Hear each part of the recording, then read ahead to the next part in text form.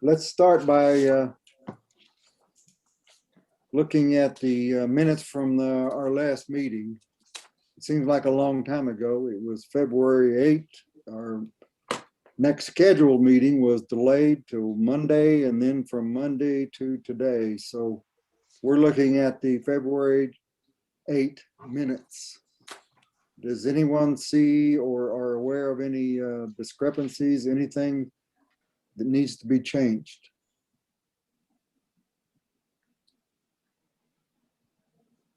Oh, before I go too much further, Jane, can you hear us? I can hear you. All right. For the benefit of the rest of the committee, Jane Adams joined us very recently. She's received a copy of most of the spreadsheets and questions that we've been considering. And unfortunately, at least unfortunately for us, she had to be out of town, but she is somehow going to, we're not going to ask too many questions, but somehow going to participate in a car. So on her way back, I assume. Yeah. Okay, great. That's going to take a lot of your energy, but we do appreciate it. And our next meeting, by the way, we've decided to meet in the Washita room. So we'll get back to being able to see each other and shorten some of these meetings and questions. As I've been saying for a long time, it's hard to conduct business when you have to write questions and then send them someplace. There will still be some of that going on, of course, but at least we'll be able to shorten the time a little by meeting in person and maintain a nice space between us in the Washita room. So that will be our next scheduled meeting. And that reminds me of something I need to do. I need to contact the staff at the building. Okay, back to meetings from our last meeting. Did anyone see any changes, any suggestions need to be changed for that, for the minutes? If not, do I hear a motion to approve the minutes? Motion to approve. Second. All in favor? Aye. Aye. All right. Now, Gary, if I may interject. yes, Kathy. Gary, who made the motion? Who made the motion? Was that Jeff? Yes. It's hard to tell with voices. And then could everybody in the conference room slowly give me your name so I can get them for next month's minutes? Good point. Since you start one. Juan Nunez. Karina, would you email me their names? Because I know I'm going to misspell them otherwise. Yeah. Thanks very much. Hello. Pam is with us.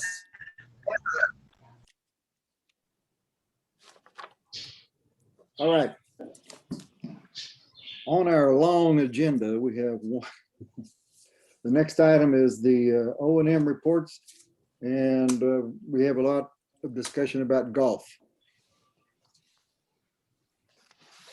Now, after looking at the reports, the committee came up with several questions, and Larry, I think it was Larry, put those together in a list.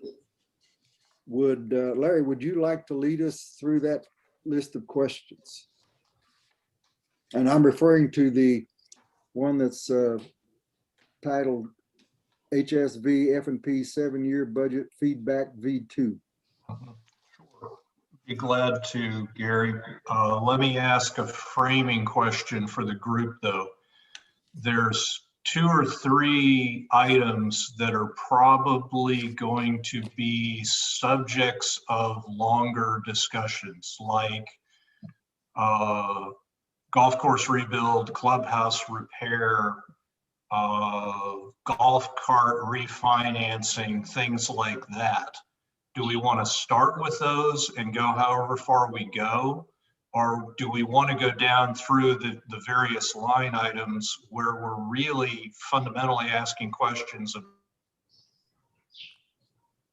about the bottom line? Do we need to recapitalize that piece of equipment in the time window that's identified?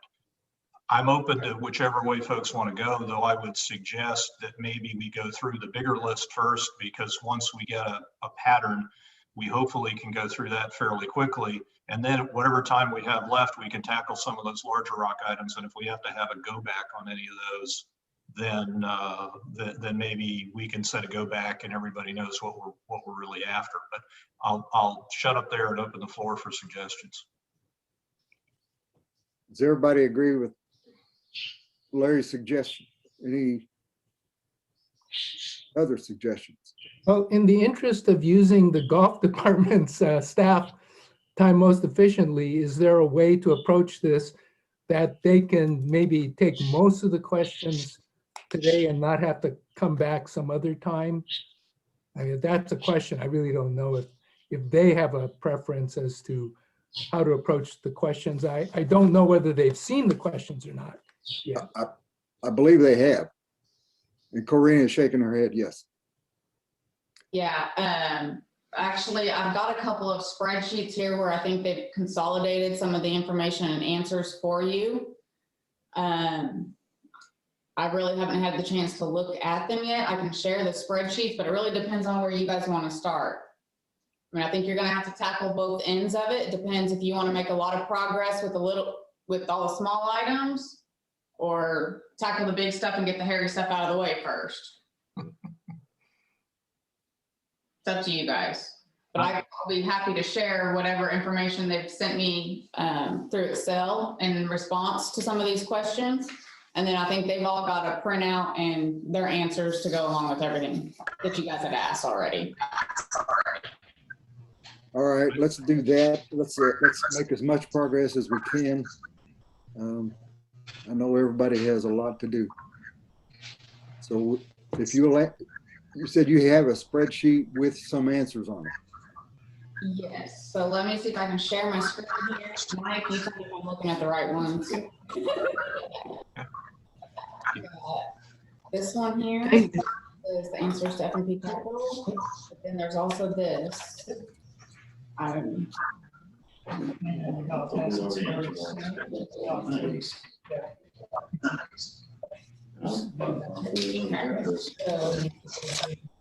So we'll start here. See, that's the or the Excel one. You're not doing golf. That's last. That's what time I'm back. All right. I can sit here. I don't know about the others, but if you wanted to email it, I could look at it on my screen much easier than I can see the projection on this one. Okay, I'm sure That might be my eyes, but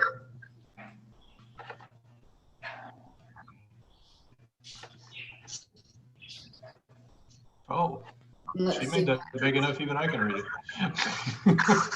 I got no chance. And I'll tell you what, let me just go ahead and forward all of you this email. That will help. You'll be able to find these attachments.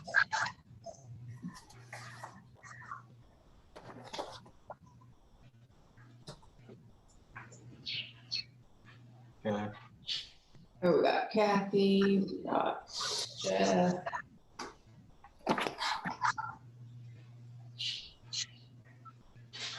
If you guys want to go ahead and start explaining this spreadsheet while I get it out to them, that way we're not sitting in silence. You guys All know. right.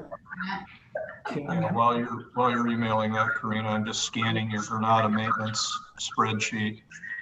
And so the first thing I'll say is thank you to the folks in the golf department for giving us the answers to the questions. It makes life a whole lot quicker.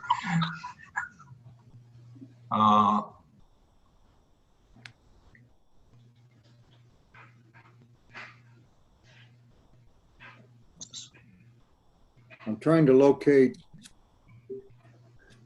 for example, that Granada maintenance on the list of questions.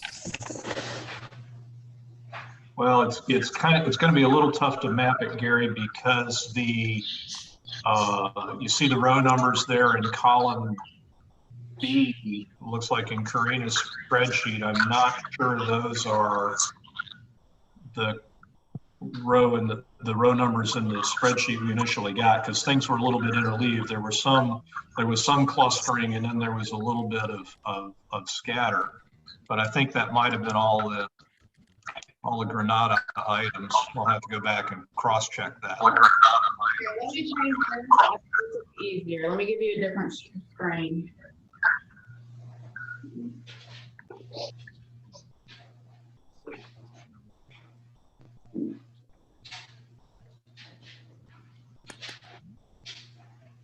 How's this? Make this Oh, bigger. there we go. Yeah. Oh, that's even better.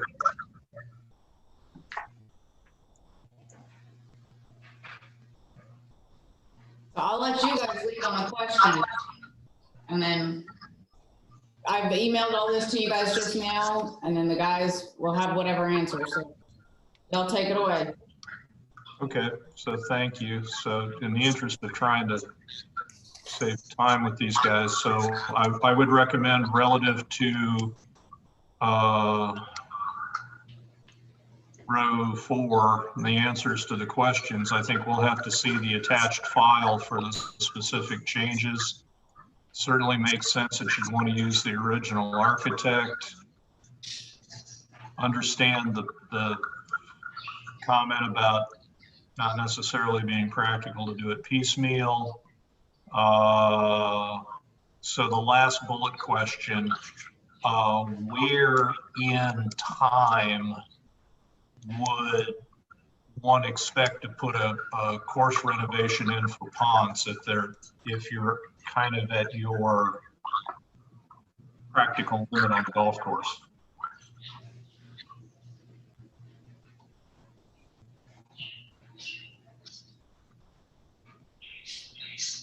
Let me weigh in on that.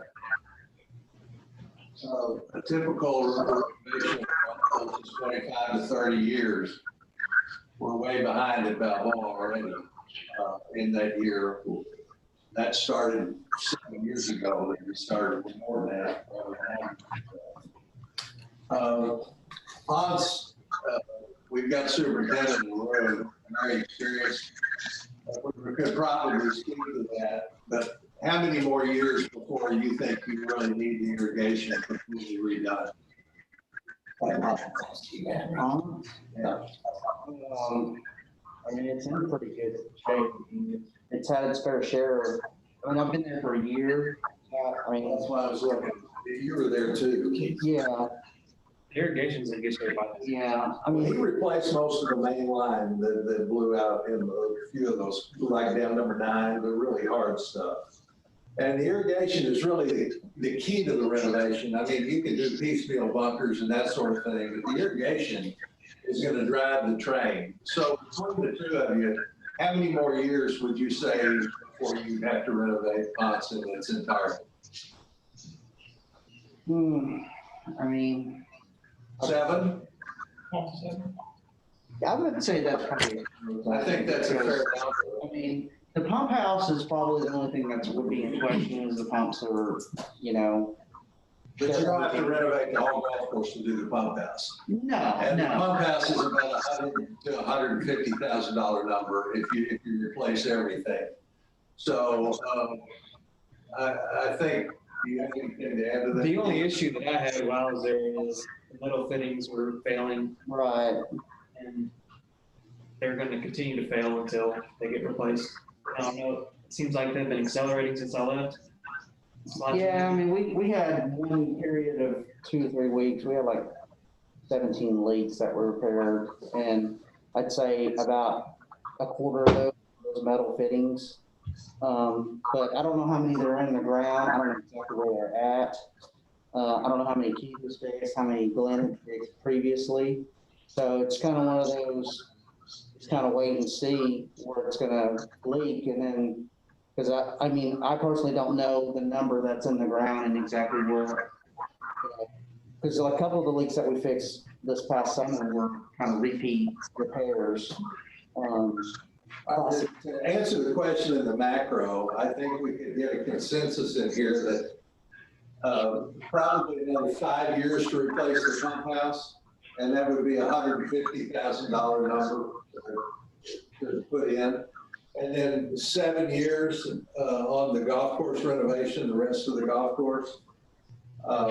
That would be, I think, a consensus from the group here. Okay. Thank you. Appreciate that. So what we'll do is we probably need to add a line item then for the sound of it, if it's not already in there for Ponds Pump House renovation out, was it 21 in the 26 window, just to make sure we're carrying that properly. And to help you, I'm not pulling these numbers off the top of my head. We just got to doing it at DMI. We just did the pump house out there. And so I'm fairly comfortable with the number. Copy that. Thank you. Does anybody else in F&P have any questions about what's in row 4? So I have one quick question. I see that in your bullet number 2 that you said you'd like to use the same designer for the project there. Can I just ask you a more broader question, just to understand your thinking, just to understand your thinking? Have you thought about the trend in golf markets that are emerging, such as more par 3 golf courses, more 9-hole golf courses, because people want quicker play, and whether or not that is considered a factor or thought about with your team there, or is this really, we're just going to go in its current condition? It's just really to understand whether or not that's part of your consideration or not. Over. You know, I do know, associate, I'm sitting in for Tom Heffer. I do know that part of the Balboa renovation project it include adding new sets of tee markers to shorten up the golf course. And kind of in conjunction with that Orange Tee tournament that we're having at the end of March, where they play a shorter golf course and get around quicker. Not necessarily turn it into a par 3, but just reducing the total length to a more accessible level for our membership.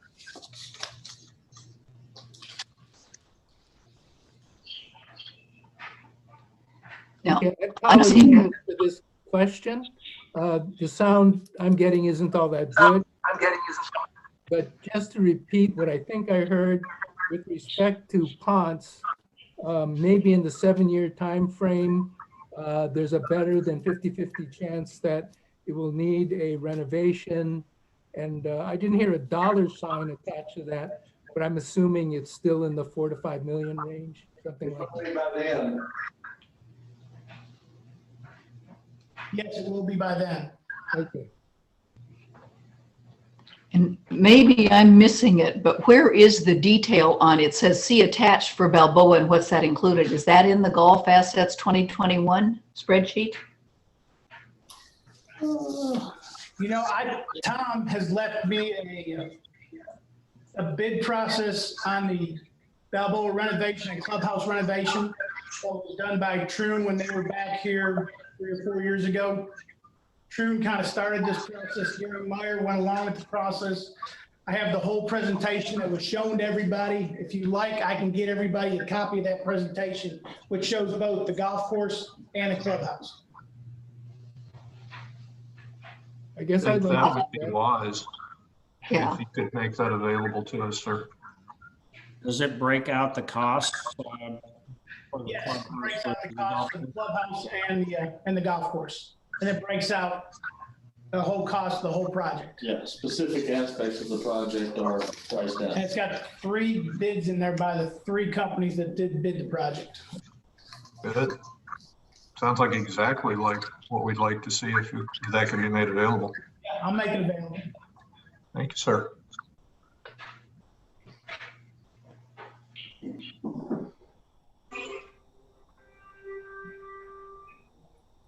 Jeff, did you get your question answered? I'm going to just, if I could, read back to what I think I heard you said, because I'm like Tom, it's a little difficult sometimes to hear exactly what you said, but I believe you said that you had thought about that and you were considering just moving up some of the tee boxes to shorten the overall length, but not necessarily adopt a par 3 type of course. Is that correct, or? Yes, sir.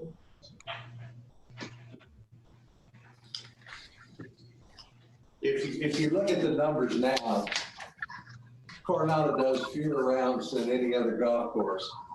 Our play is really not geared toward par 3 golf courses. Our people like to play full golf course.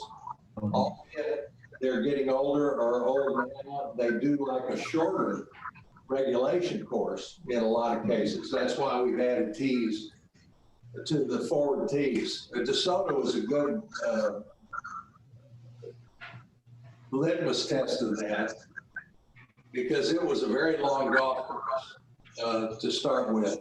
And when that was renovated, we put in short tees on that golf course for ladies, seniors, and beginners, and the play dramatically increased at that golf course overnight whenever they had the shorter tees. The formulas work for us in putting out more tees and shorter tees, but not necessarily going to a par 3. Yeah. I think that may help answer that question. Okay, that makes sense. Thank you. I appreciate that. I was asking the question from what's the trend for the future? You know, as new people move into the village, the trend across the United States golf courses are and annual golf courses. So maybe this comes up again. Question leading into the Ponce renovation. Over.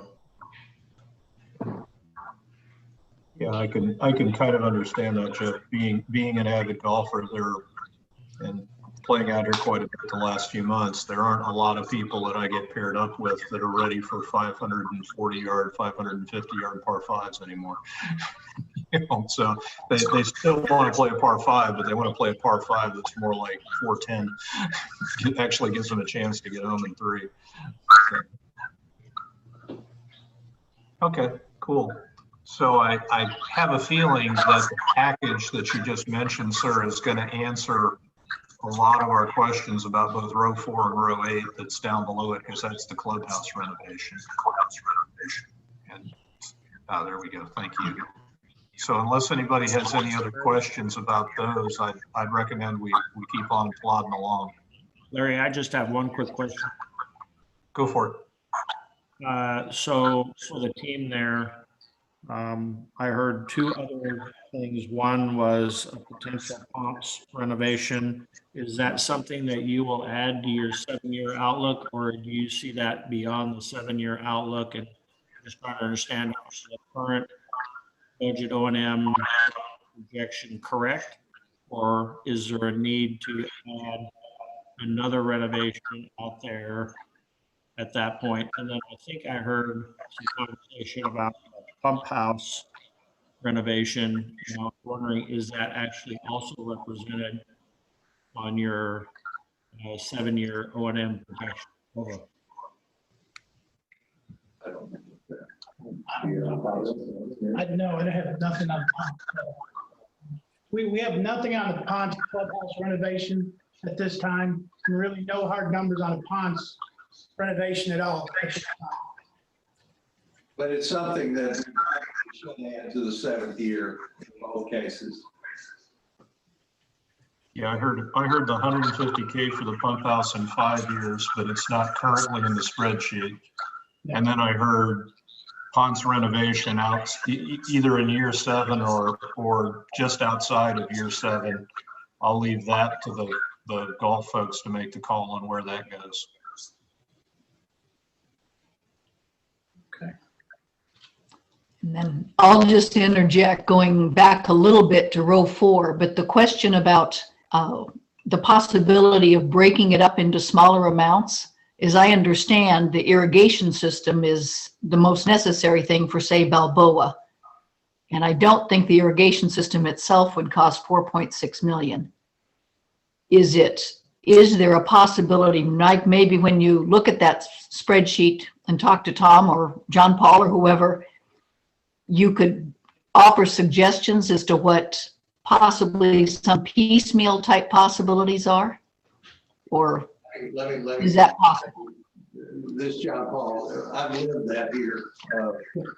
We did that with DeSoto. We did it over 2 times. We did it in 2000 and came back in 2007 and did it again. And Bob Smith was the chairman of the board back then, and he and I went toe to toe on that about doing it halfway the first time. And they won. I was new at the time, and they won that battle, and we only did 9 holes to start with, and they came back and do the other 9. And I would tell you quickly that is not the way to do a renovation. It's got to be done all at the same time because of consistency, because of the green mix that you put in, because of the irrigation. The irrigation is the key to the whole thing, because you're going to tear up the entire golf course to put the irrigation system in. And it doesn't make sense to do that and then do the grass later and do half of it and then bring the grass in later. It matures at different times. You're going to be on the cart pass for a year, and then you'll be on the cart pass 2 different times at 2 different years. And then the price of the second renovation is going to go up. And I think you'll see every head nod in this room that it is not the right way to go piecemeal. It is to go ahead and bite off the head of the chicken and do it. So very bluntly, I've lived it a couple of times, once here, once away, and it's not the way to go. And that makes sense, but I'm trying to avoid the potential for all of you coming back for a comeback. And we're at a disadvantage not knowing what the renovation encompasses, but has there been any consideration given to an increase in rounds and the need to update an additional course? To renovate a course? I think just time dictates the renovation of the golf course. Their useful life is just so many years. Now DeSoto, whenever the pipe didn't last nearly as long as the new stuff that's being put in the ground does now. So the new things are going to last a lot longer. We're not getting into this yet, but bunker renovation, for example, it's fairly expensive to do. And we're going to look at that at Granada and Isabella pretty quick from what I see on the renovation schedule. And the way you renovate bunkers now, the USGA would tell you need to do them every 10 to 12 years. And that was because the liners were such that the liners failed back then. Well, with the new system, capillary concrete and Better Billy bunker, and we got some of that already at Magellan and Cortez and DeSoto and Ponce, I think. Yeah, those are the courses that have some of those. We've got good experience with them. And the architect, Tom Clark, has been doing a lot of that lately, and he and I still talk to each other. And they figure that the life of those bunkers now is 25 years, where it used to be 10 years. And we've had them in the ground now for 7, 8 years at Magellan. Number 9 is a good example of that. It's holding up very well. And the labor savings is off the charts whenever you have these new bunker styles. So it's going to cost us a little bit of money to do it, but it's going to last light years longer than it did in the past, and the labor savings is incredible. So, and just like now, when I was here the last interim time, we talked about just patching the cart pass at Balboa, which Juan's doing now. Well, 5 years ago, you would have never done that because when you went in to replace the irrigation, you'd have to cut those same paths that you're fixing now. Well, in looking at recent bids with irrigation, it is just as cost effective to tunnel under what you've already done as it is to cut through. So the bids are coming back now with tunneling to the irrigation system that 5 years ago you couldn't have done cost effectively. So that's why he got to go ahead and do the car trails that are going now ahead of the full irrigation renovation. So like everything else, medicine and everything else, time is moving along and we're getting better at what we do. Costs are coming down in places. So I hope that helps a little bit. You guys can chime in here anytime. I'm going to take over.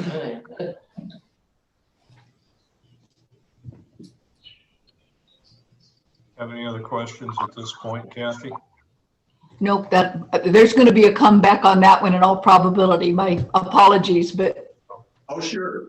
it's the nature of the beast. No problem. The dollar figure is going to drive a comeback on that one. That's just reality. Okay, so try to roll on a little bit. Rows 14 to 17. I think if based on what I saw from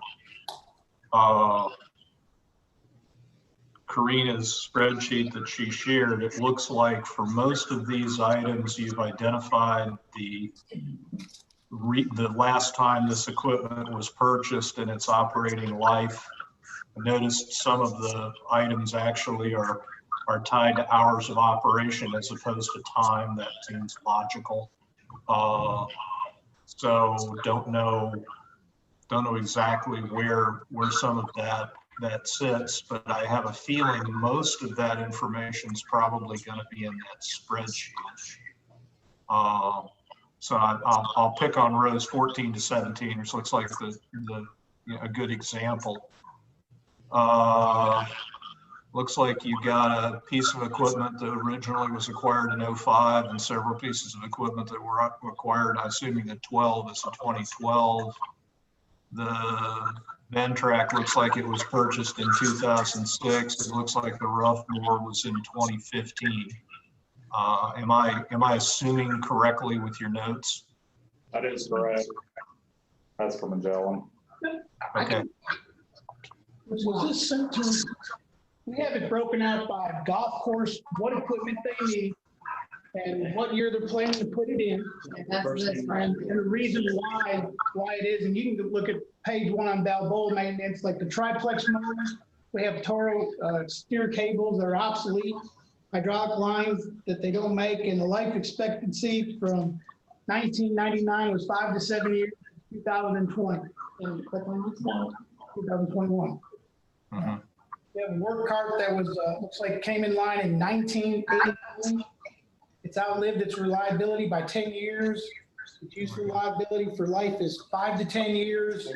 And that's a Balboa. Yeah. Yeah. That's just There we go. There you go. So we have all these already outlined for you by golf course where they need it, when we're planning on purchasing it, and the reasons why we need it purchased. Got it. We need a minute to look at all that. Yeah, so I guess what I'm going to suggest for the F&P team, and see if everybody thinks it's a reasonable idea. I think you guys in the golf department have done an excellent job of answering the mail on these questions. And just scrolling through some of these items, it looks like a lot of this equipment's definitely due or overdue for replacement. I think we need to take the action to go take that information and bounce it off our questions, see whether there's anything else out there that we're not 100% sure about. But I would guess that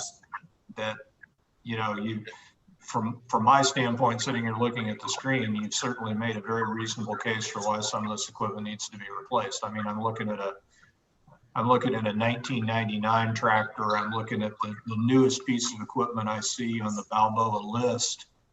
Looks to be 2013, and everything else is considerably aged before that. So you've been operating a lot of equipment with spit and baling wire for a while from the looks of it. Yes, sir. Can I ask a general question? And I believe this was brought up at one of our meetings. I'm not a golfer, so I rely on you guys to talk about these courses.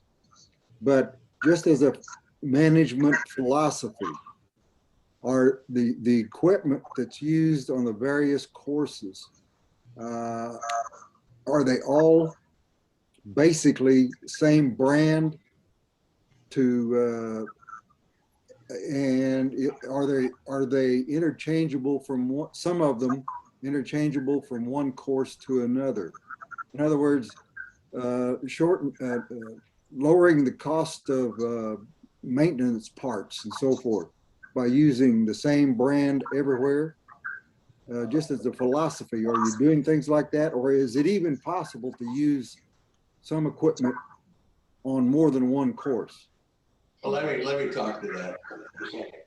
The answer to the first question is yes, some of the equipment is used on multiple courses. All of our verification equipment goes around, and the stuff that they don't need every day, that they're only using a few times a year, that gets figured out, and we don't have it at every golf course. To answer your question on the kind of equipment, for years, what we did everything, and we took the low bid on everything, unless there was a reason not to take the low bid. And the low bid could be exactly what you're talking about. They've got attachments already for the type of mower they've already got that don't need to be replaced. And it would be more cost effective to go with the higher price unit because we don't have to, or we'd have to buy all new attachments for the other one. So there are reasons that you would do that, but that's all spelled out with each individual item every time. And there would be a justification of why the low bid wasn't taken. And so I'm fairly comfortable to say they're still doing that the same way. But for Larry's benefit, an industry-wide rule of thumb in the golf course business is, and we did it here for years, is we replaced 5% of our equipment every year. And we never knew what piece of equipment was going to fail or where it would come up. But that was a general rule of thumb that you capitalize 5% a year in new equipment. And that's a pretty well industry standard. Got it. Well, thank you, sir. I appreciate that. It sounds like if we were projecting forward beyond the 7-year window, it sounds like if you were able to acquire equipment on this schedule, your future acquisition cost trend would probably be a little bit lower as a result of that, because you're only recapitalizing 5% of your gear. Right now you've got, and I'm looking at the Balboa page, it's, if you recapitalize 5% of your gear, you're probably going to replace your last part somewhere in about 27. That equipment will probably be dead on the roadside long before then. And another thing you've got to keep in mind is you want that equipment to be also going into the renovation, because you're going to tear it apart in the renovation. And after that renovation's over, so you're going with the equipment to the renovation. And as a matter of fact, you wouldn't trade in stuff that they're trading in at the other courses. You'd take it over there and use it over there for the renovation and put the new stuff at the other courses. Okay, that's a good point. Rotate the equipment. Good point. So. Hey, Larry, if I can jump in here, I got a question related to what Gary brought up, and this is again just trying to understand your management philosophy. So you have each thing broken out by golf course, got that. But overall, all of the equipment and stuff like that managed centrally so that you can take advantage of bulk buys and things like that. In other words, is each golf course doing their own thing? Or is the golf department managing each one of these and looking for efficiency? If one golf course wants to buy a work cart and another golf course wants to buy a work cart, we're going to put two work carts, not each one of them buying them separately. Question. No, I'm pretty sure the answer to that question is the second one. They'll take the stuff and they'll try to efficiently replace them the time we need to do it. They try to make sure, my understanding, I'm not on the golf course, so I could be speaking out once on my mouth here. But my understanding through everything and working with these guys is they try to make sure that they have what they need, but they don't have an overabundance. So they stay in contact with each course and what each one needs and stuff. So if there's a piece of equipment that one person only uses a quarter of the time, they're not gonna go buy their own, they're gonna borrow one from another. But if it's something that's, you know, an everyday necessity, that's when you're kind of come into the fact that you kind of got their own stock, depending on the usage that's required for it. If it's something that they can share, they're sharing. Does that answer, is that what you're looking for?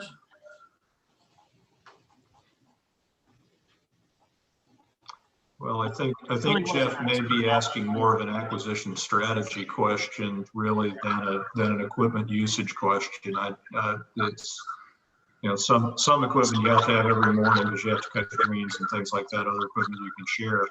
But I think where Jeff was really going with the question, and I got to admit, I kind of got the same question, and I don't think it's a golf department question, to be quite honest, is would we have the ability, assuming that we're buying a lot of common equipment from common suppliers, which we are, clearly John Deere, Toro, and one or two other suppliers, the golf cart supplier, and maybe one or two other suppliers are where you're going to be buying 90% of your hardware from. Do we have any opportunity as part of an acquisition strategy to approach those suppliers as a group, as an 8 golf course community, to be able to drive better pricing? Now, I know the downside of that is that golf course supplier is only going to enter into that kind of an arrangement if they have a reasonable guarantee that they're going to get that future revenue stream. So I think it's more of a business question than a golf course management question. We are taking advantage of those where we can. So like, for example, there's 3 different golf courses that have a new mower in the 2021 capital. Approved. So what we're doing is we're consolidating our bidding process to go out to bid for all 3 of them, even though it's for 3 different respective courses, to try to get that bulk buy discount, hopefully, versus a one-off every other month. Got it. But what about multi-year?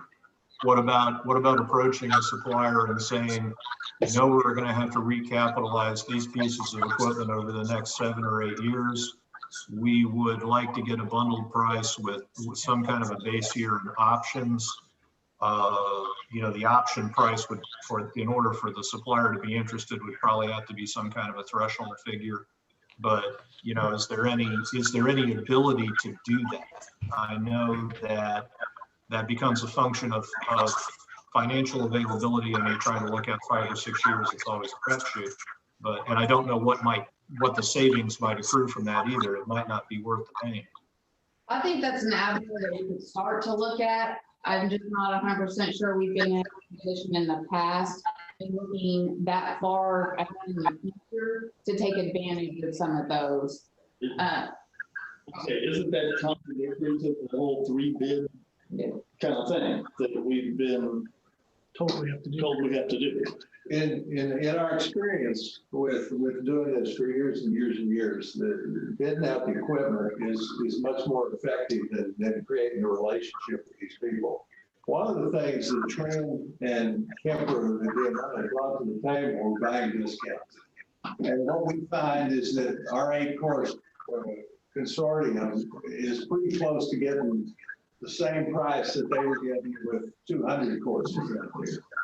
The other thing is they get into an agreement with Procure. Yeah, well, it's a buying syndicate that we're involved with that is nationwide, that has discounts already on top of what we would get, not only for equipment, but for fertilizer, chemicals, food, pro shop merchandise, anything like that, they've got discounts set up. So we have that availability, but still, the best way to do this is an open bid that we go out to get, because it makes these people very competitive when they come back. Because we're very attractive with the 8 courses together. Okay. Well, thank you for that, sir. I appreciate the background. Obviously, that's not something that we have any knowledge of, but appreciate the information. And you know, the other wild and crazy idea that we came up with, you know, in a conversation was, do we have any opportunity with certain suppliers to establish some kind of cross-marketing arrangement in exchange for a better price? You know, by way of example, you go buy all of your golf carts, and I'll just pick a company at random. You go buy all of your golf carts from E-Z-GO, and you let E-Z-GO put a banner on the side of each cart barn that says official golf cart supplier of Hot Springs Village. Would they potentially give us a better deal if we allowed them to do something like that? I don't know. I'm not aware that we're doing that on the purchasing side. I know we've done that in partnerships with kind of for on the revenue side, sponsorships, that kind of stuff. I know we've kind of done some of that. As far as the buying. Now, if you're a Pinehurst or a Desert Mountain or somebody like that, then there's some validity to that, but I wouldn't think Hot Springs Village would be a market. Not a national brand type of thing. Right. Yeah, no, they're gonna get very competitive with the price when we go out. I mean, they do every time. We can always look at things like that, but I'm not sure the response would be very, very big there. Yeah. Understood. I mean, we're an 8 golf course community, but it's not Pebble Beach, it's not Augusta, it's not Pinehurst. I understand your point.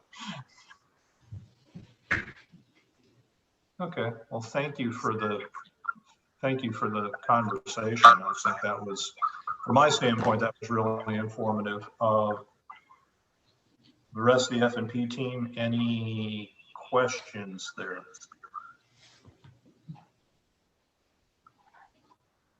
Okay, I'll bite. So of the equipment that you show, and I'm just happening to, you're sharing the screen on Balboa, so I don't mean to pick on Balboa, but you have, I guess, a priority or a scale there for, do we have all of our equipment graded out as either high priority to replace, medium priority, low priority? So is there a sense across the entire golf enterprise, here's where we stand on our equipment, for example? But I'm just trying to understand if you have a priority scheme for all of us.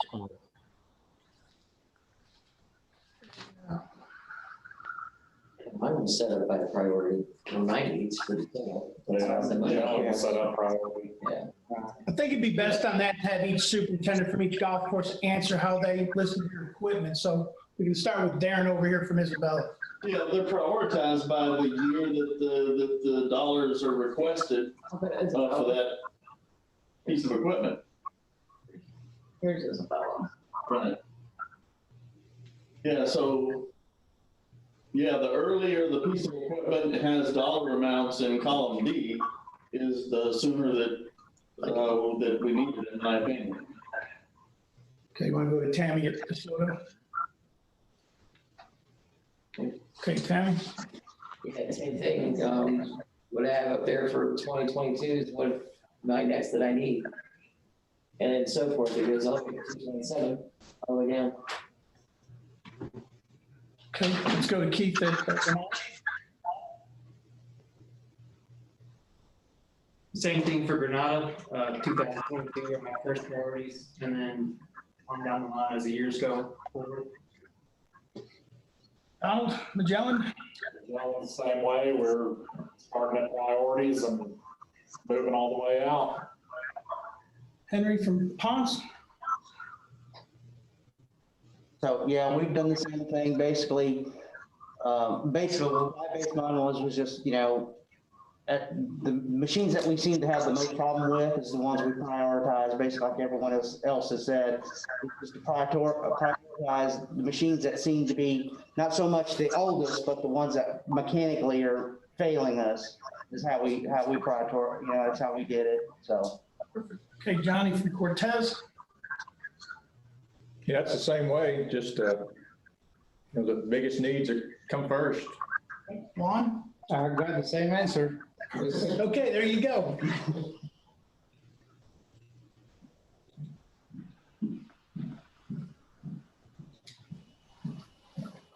So can I just read back on that? So it seems to me that the criteria that you use to prioritize what you're going to replace is based on several factors such as age of equipment, hours of equipment, and then maintenance requirements. In other words, you break it down too often. Is that a proper characterization of the criteria you're using to determine what you're going to recapitalize and when? Over. Yes.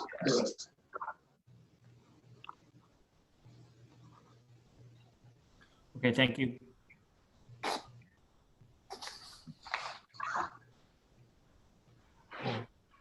Jeff, any other questions? Or anybody else in the committee? Would you like me to go back to the Word documents, Frank? Yeah, if you don't mind, Karina, because I think we've gotten the bulk of the data from the folks in the golf department. We just need to actually go spend some time noodling on it.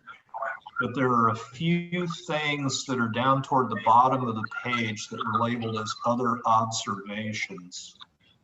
And a lot of these just look like mapping quirks.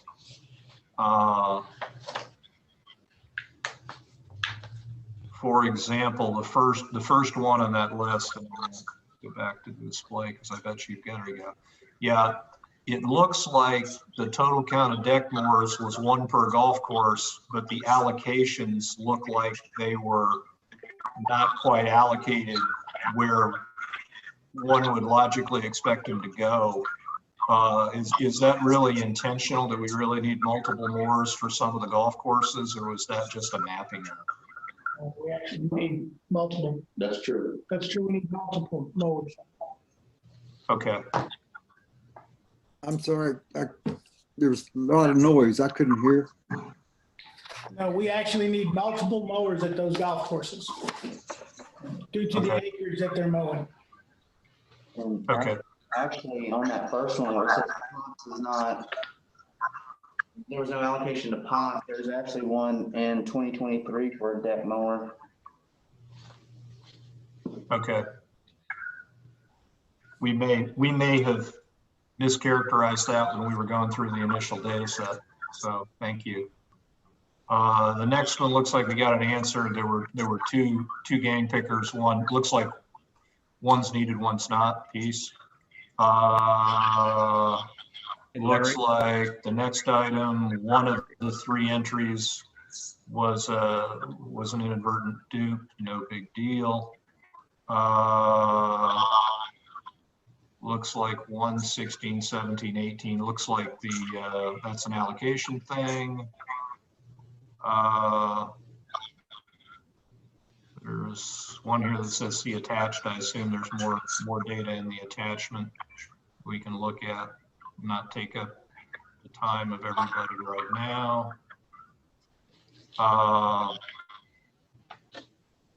So row 95, we just received the other day. You guys were first. You win the prize, by the way, for being first. I don't know if that's a good prize or a bad prize from your perspective.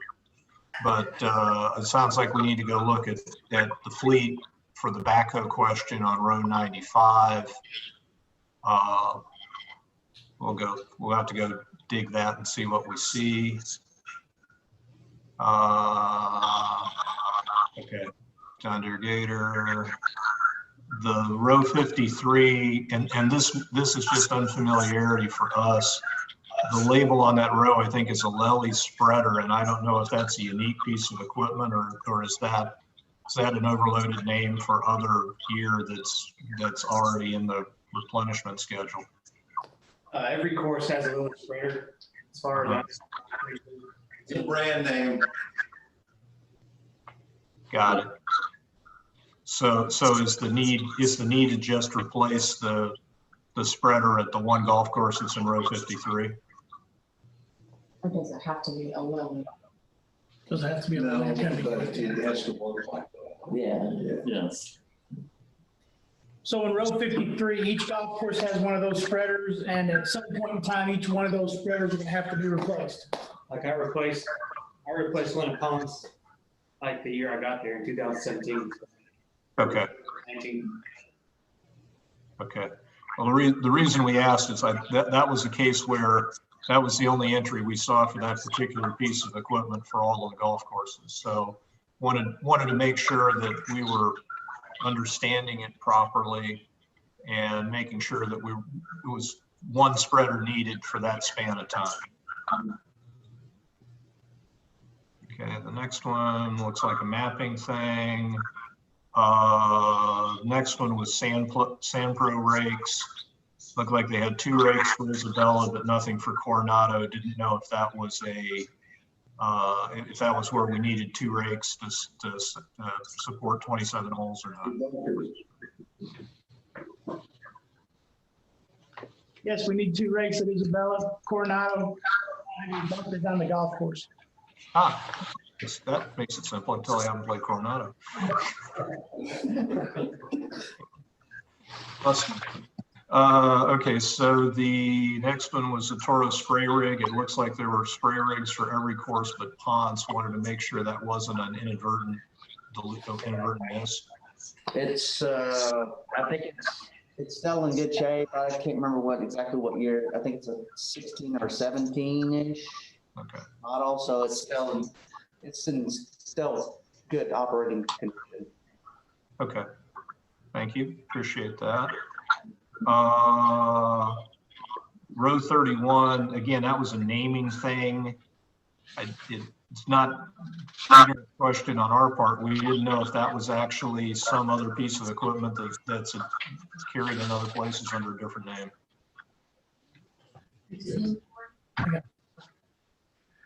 T-mower, I'm just searching. It's screen that just, it's all close. That's it. Okay, so we just need to match it to a line. So row 31, we'll match the name on 31. Let them help me with that.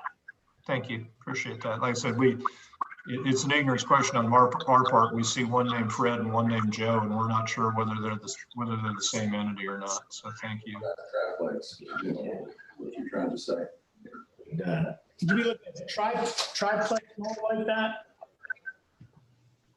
Yeah, there's one a couple down for triplex Greenmore. It's the same thing, is it not? It's triplex. They're the same thing. Okay, and then can you scroll down just a hair, Karina, on that list, if you wouldn't mind? Thank you. So Toro Sidewinder, it said, I assume the answer to that question is probably yes. We got 10 pieces of that Sidewinder equipment, 2 mapped to Isabella and 2 to Ponce, assuming the answer to that question is, yeah, we really need 2 pieces of equipment at each golf course. Yes. Yes, yeah, and actually we have like one that's a real unit and one that's a rotary unit, so, you know, each one we mow different areas with those 2 different mowers. So that's why there's 2. They're essentially a Sidewinder. They're both Sidewinders, but one is like a rotary, like a typical lawnmower, and the other is a real head unit on it. Copy that. Copy that. Okay, understood. And then the next one, triplex Greenmore. We had 9 pieces of equipment for 8 courses. I guess the real question was that an inadvertent duplication? Isabella's 27 holes. Yeah. But the 2 of them are mapped. Back to the DeSoto, which I need to. Okay, thank you. So it's so we really need 9 pieces of equipment, but we need two Greenmores at Isabella because it's a 27-hole track. Yes. Well, hang on, no, we got, on the triplex Greenmore, we show 9 pieces of equipment, 8 golf courses. 2 entries are mapped to DeSoto, and that is correct. They're supposed to be at DeSoto due to the type of grass that they have in the golf course. Okay, thank you. They're just triplex. They're just triplex. Well, that's what they don't understand. The triplex can be used on the greens or the tees. It just depends on the height of the cut. So where you saw that T-more back there should have been triplex in your vernacular. Okay. Okay, so that would that then be 10 pieces of equipment in total for the moors? Way more than that. You'd have to take all the triplex mowers and see how many there are everywhere. Most of them 2. 3 or 3 or 4. Yeah, I mean, that's a big piece of equipment for everybody. Approaches that mow. Yeah. They mow tees, greens, approaches, Collars. yeah, everything. That's their main piece of equipment, really. Okay, okay, thank you. And that actually kind of led to, and I don't know if it was on here or not, more of a framing question just for, I guess, our education as much as anything else. It appears that there's, for lack of a better description, there's sort of a standard set of equipment that is required if you're going to have an 18-hole golf course. There's a certain amount of a minimum set of equipment that you need to be able to handle the mowing and the trap breaking and whatever all other overheads associated with the golf course. Are all of the courses in the village, with the possible exception of Coronado because it's shorter and no traps, that are most of the golf courses utilizing kind of a standard mix of equipment? And I'm guessing Coronado maybe a little less, and Isabella a little more because it's a 27-hole track. Well, I think the easiest to tell you this is that the golf courses were built for 40 years. And every time they built a new golf course, the standards changed, they got a little bit bigger. The older courses are smaller on less ground. And then when you get up to Isabella and Granada, there a lot more acreage on those courses. So as it progressed, you had more and more acreage. So there is a standard, but the bigger courses need a little bit more equipment, obviously. And it's being 27 holes has about a third more down here. So I think that's the easiest way to perspective. Okay. Appreciate that, sir. Thank you. Yeah, on maintained acreage would be the best way to do it. If you had the total acreage of the golf course, then there'd be a standard for that acreage. Okay. That makes sense. I appreciate that clarification. Okay, and so we'd already talked about the pricing situation. I don't know if there's anything else on there. I'm at the bottom of your screen, Karina. That's it. That's it? Nope, that's it. Okay. There you go. Okay, that was the question I just asked, standard set of requirements. Scroll back just a little bit. Thank you. Thank you. Purchasing, acquisition strategy, we already talked about.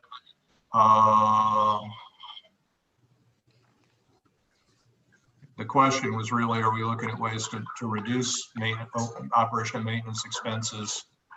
It would it would appear, and it's, and this is kind of a second order equation, but it would appear if we replace some of this 20-year-old equipment with much newer equipment, we'd expect the breakdown rates to be lower. We'd expect the amount of labor hours expended to keep the equipment operating to be less, but I don't know that we have any kind of a formula that would tell us what we could expect in terms of maintenance cost reductions. But I guess that question is really more directed to the folks in the golf department who are much closer to it than we are.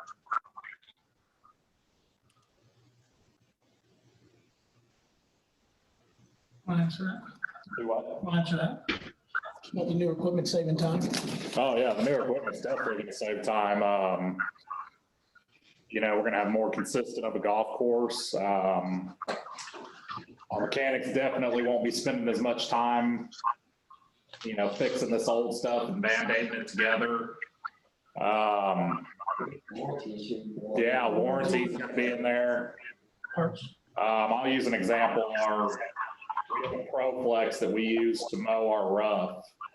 And the thing is consistently breaking belts each week. I mean, we're spending a ton of money on belts, and the new age of that's out there has a lot less belts, has a lot better quality cut. So it's gonna all around be a big time saver, and money, I think, as well. Well, the reason I've framed the question is I know that most of the O&M budgets that we've seen, we're using 2021 as a baseline for labor. And we're escalating it at it's being escalated about 1.5% a year to take into account changes in salaries and all of that sort of thing. Assumes pretty much flat staffing. If you have enough recapitalization of equipment, does that mean that we don't have to have as many people maintaining the gear? And does that mean that we don't have to have that many positions in the department? Or does that mean we're going to take those people and repurpose them to do other things on the golf course that we don't have time to do today? So definitely, if you're getting new equipment, you don't want it just sitting there with nobody on it. We're still gonna have people running. So. The one thing I would say is, like I said, the mechanic, his life will probably get a little bit easier. You know, a lot of this stuff is gonna come with a good warranty on it. That would be one position that would help. You'll still have your maintenance Yeah, costs, yeah. servicing and stuff. Right, in terms of numbers of employees per course or at a given course, that number will not change based on getting new equipment. If you were replacing every piece of equipment at every golf course, the answer to that would be probably a little bit, yeah. They go down with the mechanics time for sure. But you still need the same number of people to do the work out there. Until we get into, and it's going to come, it may be 5 years from now, and when we have automated mowers that are mowing the golf course without any that's where your savings is going to come from, because it'll be GPS, and you put a mower out at night that's electric and come back in the morning and it's mowed. We're down the road 5 years from that. I know they're out there working on it, but that's where your labor savings will come from in the future. Got it. Okay. Out there now. Okay. Larry, can I ask a question? Go ahead, Jeff. Hey, for the team there, so can you help me understand on your 7-year outlook here, and I'll focus in on your equipment replacement plan here, that part of that. Is it proper for me to say that this is the way you've always been doing it? In other words, that it's nothing new? Or is this, you've deferred doing this in the past and now you're doing it? Or is it, now that you have a 7-year outlook, taken your equipment and spread it out over 7 years, which may be some combination there of the two other approaches. So is it deferred? Is this kind of the standard way of doing business? That would be two different ways? Or is this some combination of both? Well, let me jump in. I left 5.5 years ago when I was director of golf. And like I told you, I think we tried to replace about 5% of the capital a year, but we kept up very well. Over the last 5 years, I can tell you that they've deferred a lot of that equipment. It has not been replaced in the last 5 years like it was before. So there is a lot of catch up to do. Just like there is with roads and culverts. It's exactly the same thing. It's stuff that has to be replaced now that should have been replaced 2, 3, 4, 5 years ago, maybe even longer than that in some cases. So there is some catch up, but going into the 7-year plan, I can tell you just looking at the equipment on the list, these are needs, not wants. These are actual needs for the mechanics. But there is a lot of catch up in there that should have been replaced before now. Would you guys? You have to help me. I'm 2 weeks into this time. Right, that's exactly right. Okay, but every head in the room is nodding yes. So can I just follow up on that? So is it proper then also to say that if we were to say do a 15-year plan, and I'm not proposing that we do that, but what you would tell me is that there's more equipment that is not represented here that also needs to be replaced in years beyond the 7-year budget, correct? Yeah, absolutely. Thank you. It's funny, I was just having a Jason going over his capital need for roads and culverts. And he got a 7-year plan on the roads and culverts, and it goes out $1 million, $2 million, $2 million, $2 million on roads. And I said, Jason, at some point you catch up with the deferred maintenance, and then what year is that you show it going back down again. I think it's the same way with this, but I think you're going to have to go out to 2012 or 13 before it starts going back down. I think there's that much deferred in there that it's going to have to keep going. I mean, 12 or 13 years? No, 2012, I'm sorry, 12 or 13 years from now. Yeah. Excuse me.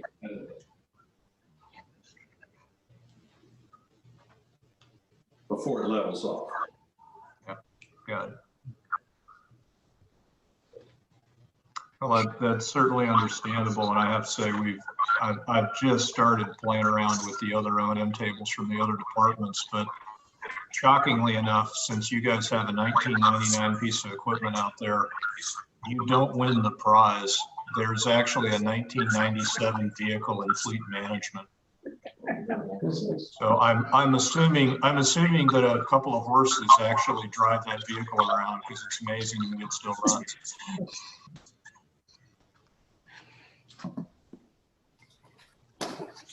This is possibly a totally unrelated question, but weren't Balboa and Coronado put into, built about the same time?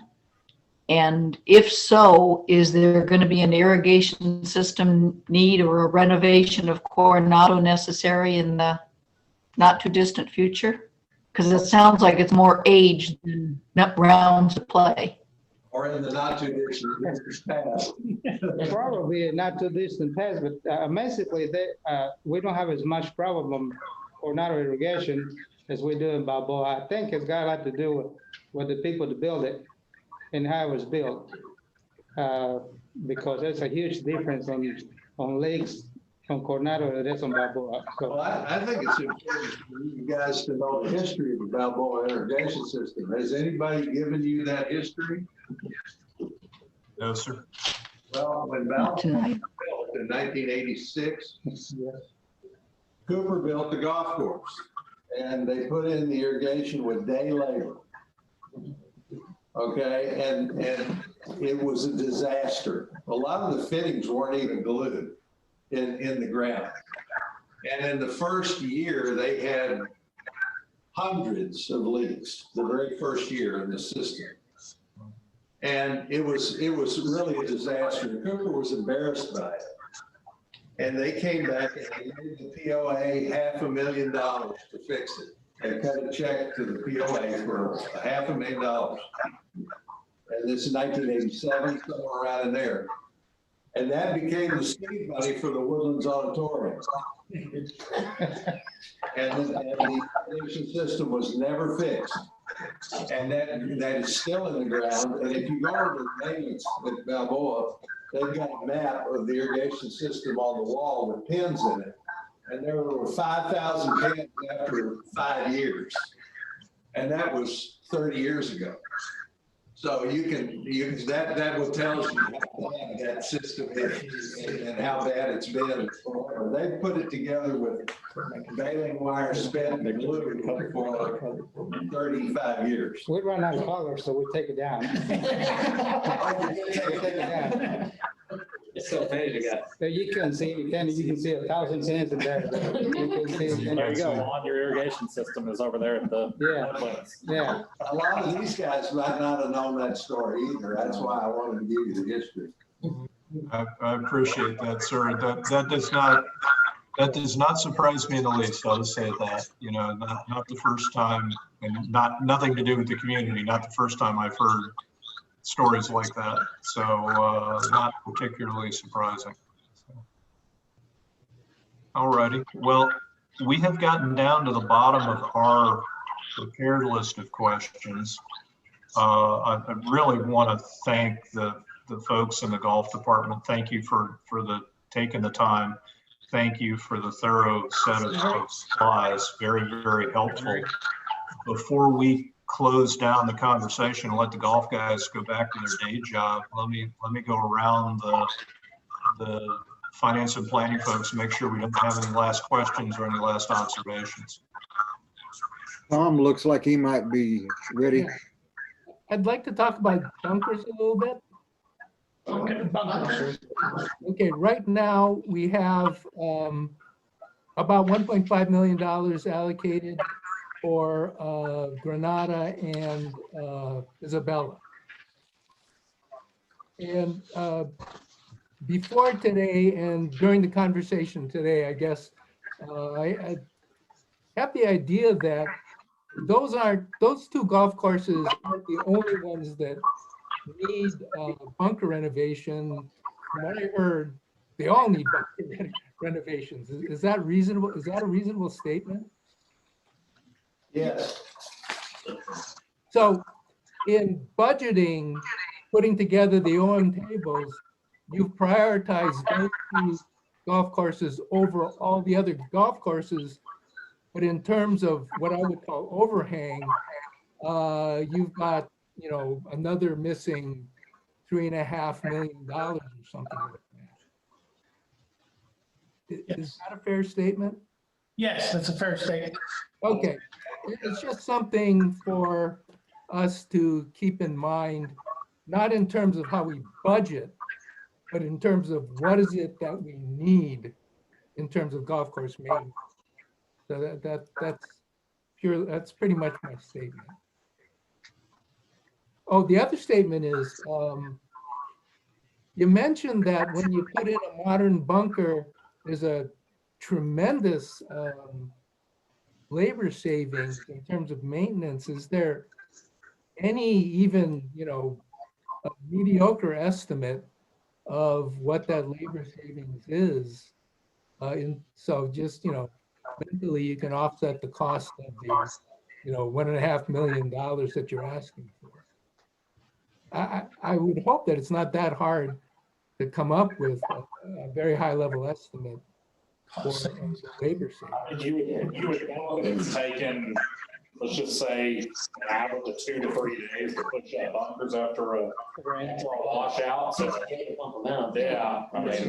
Well, I can tell you at Isabella, anytime we have an inch rain, which the past few years that I've been there has happened 20 to 30 times a year, it takes 6 people, 3 full days to put the bunkers back to a playable shape. Okay, that's a pretty decent number to work with. Good job. And the other thing, Tom, that I think is the most telling about this is that old bunker renovations will last 10 years. The new ones are going to last 25 to 30. And that's a huge, huge thing. Yes. And I think they back that up as well too. Well, they've got courses now that are 25 years old. These are not guesses, they're real numbers. Mhm. We just redid the bunkers at Diamante a year ago. And the savings is incredible. I mean, they don't even get washouts. They actually, they have to be told to the bunkers that they're not needed. So it really makes a difference. Kind of as a follow-up, if it takes 6 people 3 days to repair them after a 1-inch rain, they're still going to need something in all probability. Would it be maybe 4 people 1 day? Just a ballpark figure for that? Is that possible? Less than that. It just That's really good news. keep in mind now, you're thinking about young people. This is keeping them away from mowing and doing other jobs. I mean, if something goes bad because they're spending all their time on bunkers, something that's not getting done. Yeah, and the new methods, the Better Billy bunker and the capillary concrete that John Paul talked about earlier, prevents bunkers from washing off the edges. That's where we spend the most time, is pushing that sand that washes down into the bunker bottom, back up on those steep slopes at courses Isabel and Granada. Those were built later with the modern bunker designs. In my past life, we did a bunker renovation with no washouts in 4 years. It's a big difference. It's huge. I mean, you can't even talk about how big it is. Not to mention the playability. And the reason that Isabella and Granada are targeted as the first ones is because of what he's talking about. They have the steep faces and they have more bunkers, and it takes them forever to push them up at those courses, where Cortez basically is flatter. They're a lot easier to do over there, although Johnny might not tell you that.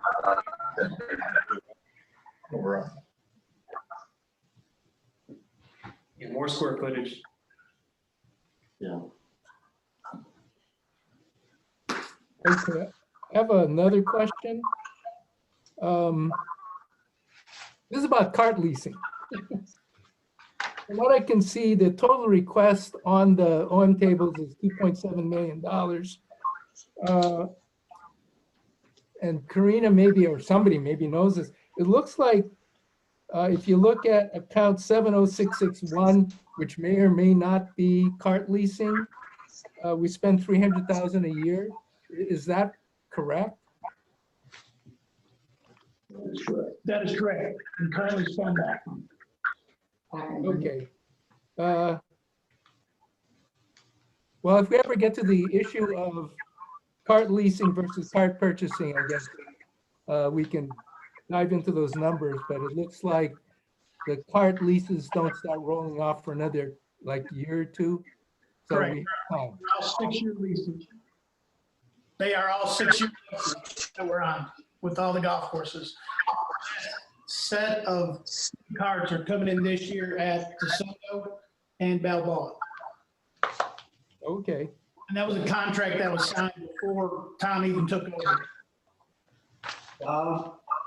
Tom, this is John Paul. I'm kind of ready for that question because I looked at that this week. Because that was kind of a pet peeve of mine. When I left, we owned all the golf course. We owned all the golf carts. They were an equity position. And we traded in golf carts every 5 years. And we traded them in for approximately $2,000 after 5 years. And in doing the math, I did the math on that versus leasing. And at $300,000 a year on the lease, that's about identical to what the purchase was when we were doing that. It was about it's 300,000 both ways. The difference is we had equity position before, and all that money's gone now. Well, there's no equity in it. It's just strictly a lease. And the other part of that is, how long is the warranty on those cars? The warranty's 3 years, so we're 2 years out of warranty with those cars. Where before they serviced them for all 5 years under warranty. Now I think it's just the 3. But at the current interest rate, we're breaking even basically between purchasing and where the lease is. But if that interest rate goes up in the future, which it will, then we have to take a look at that and go back to purchasing rather than leasing. But right now it's about the same, but we have no equity. So John, when you say the same except for the equity, I'm assuming then if you went to a purchasing program versus a leasing program, and it sounds like you're working the math on that, you're probably gonna have a benefit to the community in terms of future acquisition costs, because you're gonna, what I think I heard you say is you're gonna spend roughly the same amount to buy the carts one way or the other. And the difference is if you buy them, when you trade them back in, you're going to be able to get the residual trade-in value to offset some of that purchase price on the next iteration. Yeah, just to put it in simple terms for you, in the past, we would drive a cart for 5 years for $500 a year. Mm-hmm. So if there was a area where we made money in golf, that was it. There were a lot of money made on rentals of golf carts. Yeah. Okay. So I'm assuming when you get to the point where you start recapitalizing golf carts, you're gonna have that buy lease study that'll go to Carina and to the board for their consideration of which path to take. Yeah, like Mike said, there's one year that we're contracted to fleet of cars, but after that year, we're able to go back.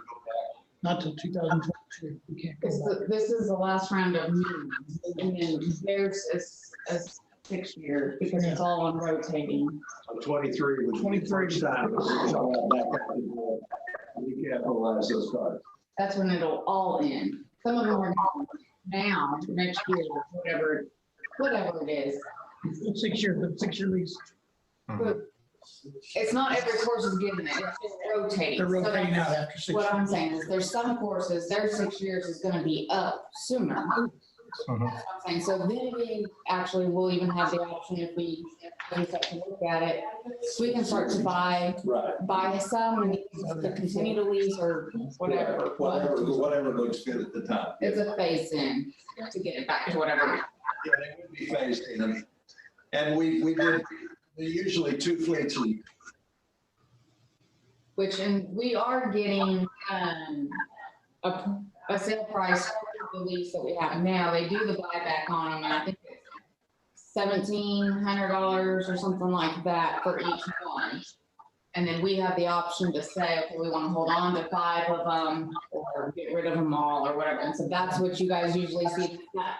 This past year is $187,500 amount. That's what it's related to. So all of that stuff comes to factor in. Like you were saying, we get the 2,000 when we go out to sell them, trade in. They are buying back the other ones. We do have that option. It is a buyback. Oh, it's not a buyout at the end of the year. They're buying each part back and giving us a check for that. And then It's not a lease thing. It's not really. It's just, yeah, I know what you mean. Yeah. I didn't know that. Yeah. They buy them back. They buy those ones back, but they give us new ones. We lease the new ones. And then when our lease is done, We have no equity, no stake. That's it.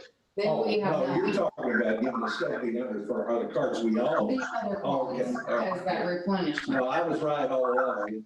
That's Yeah. exactly right.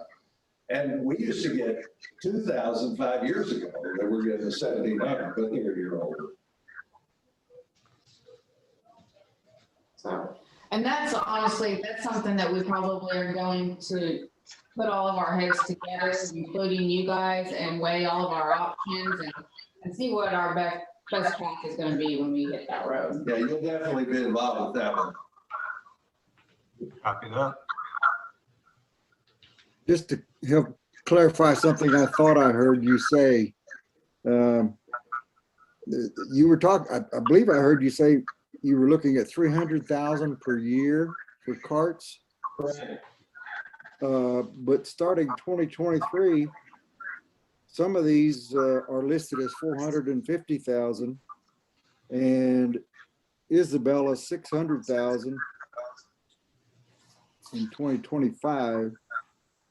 So was that 300 some sort of calculated average, or what was that?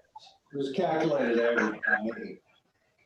Plus Isabella has 105 carts, whereas other golf courses have 75. Gotcha. And Coronado's got 45. Yeah. Okay. So just spitball, a dangerous thing to do with public math. Sounds like you're somewhere around $4,500 a cart if you're buying the cart. You're somewhere around $4,500 a cart. You drive the cart for 5 years. You'd surplus it you basically trade it back in and get roughly $2,000 a cart as your trade-in value for the next acquisition. Exactly, except those were the old prices. The new prices have gone up dramatically. And their lithium battery will kill you all on the electric cars. No, But the new prices are around 7,000, but your trading is going to be higher too. So it's escalated, but it's going to factor out about the same amount of money. Okay, copy that. Thank you, sir.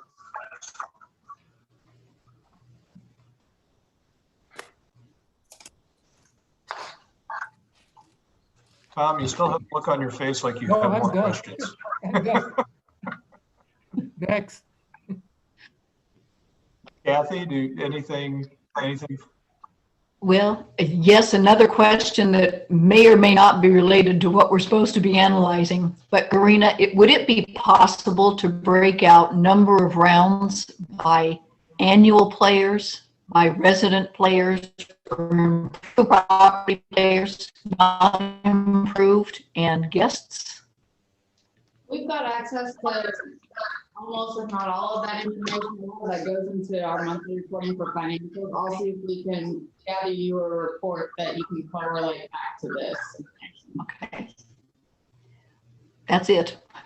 Yeah, I think that would be interesting, not so much from a finance and planning perspective, but Kathy and Jeff and I are also on the Future Revenues Task Force, and there's some interest in understanding exactly how much usage is made of our resources by in-village folks and nearby folks and folks a little bit further away. So if that data is available, that would be wonderful.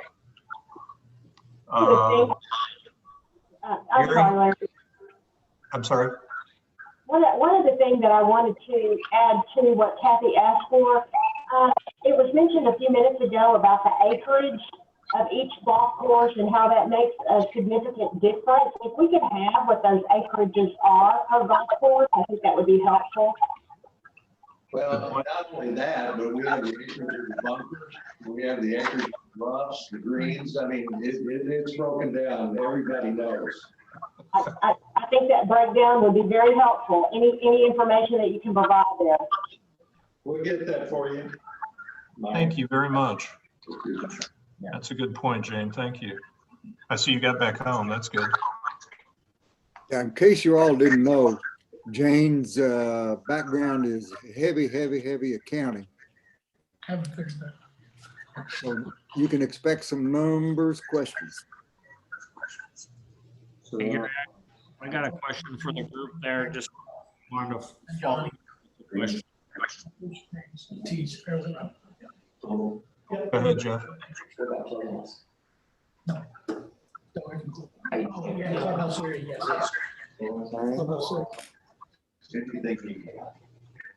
And then a total acreage. Break it up, total, Make sure that or close, not they'll let us know. Did I hear Jeff say he had a question? I think you did. I do have a question for the team, and this is just my own understanding. When we were scrolling through the questions, we saw a couple places where I believe it said that was a double count, or that wasn't supposed to be there. Would those then result in some adjustments to your 7-year O&M numbers on deleting something or potentially adding something? Yeah, I think they had identified that there was actually one item that was a true duplicate and the other one was just a cleanup on classifications. And we still have the admin section of this to get you guys. So I'm sure that these corrections are included in that version when I send it. Thank you, Karina. And then associated with that, there was some comments made about some of this equipment is being handled by the rolling stock folks, such as backhoes. But yet I see some backhoe numbers in there. Can there explain what those are supposed to be from a finance perspective accounted for in the golf budget or in the rolling stock budget? I'm having a lot of trouble hearing you. Can you repeat for me? I'm sorry. Hey, can we ask everyone who's not talking to go to mute, please? That'll make the comms a little clearer.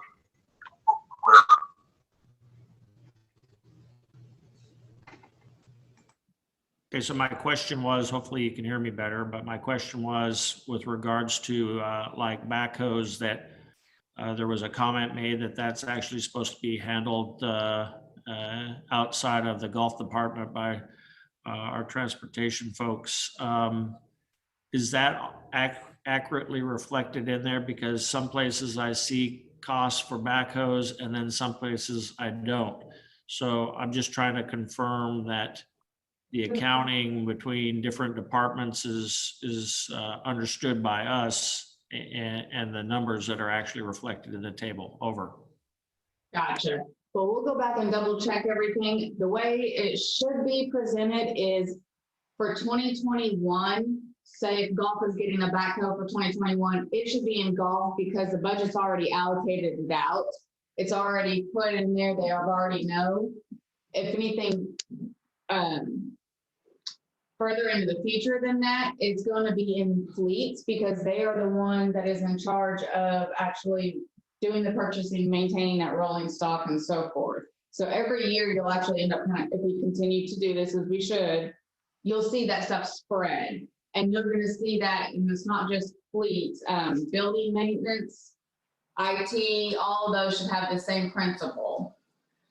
So for example, if they need a new pump house roof and it's for 2021, it's going to be in golf.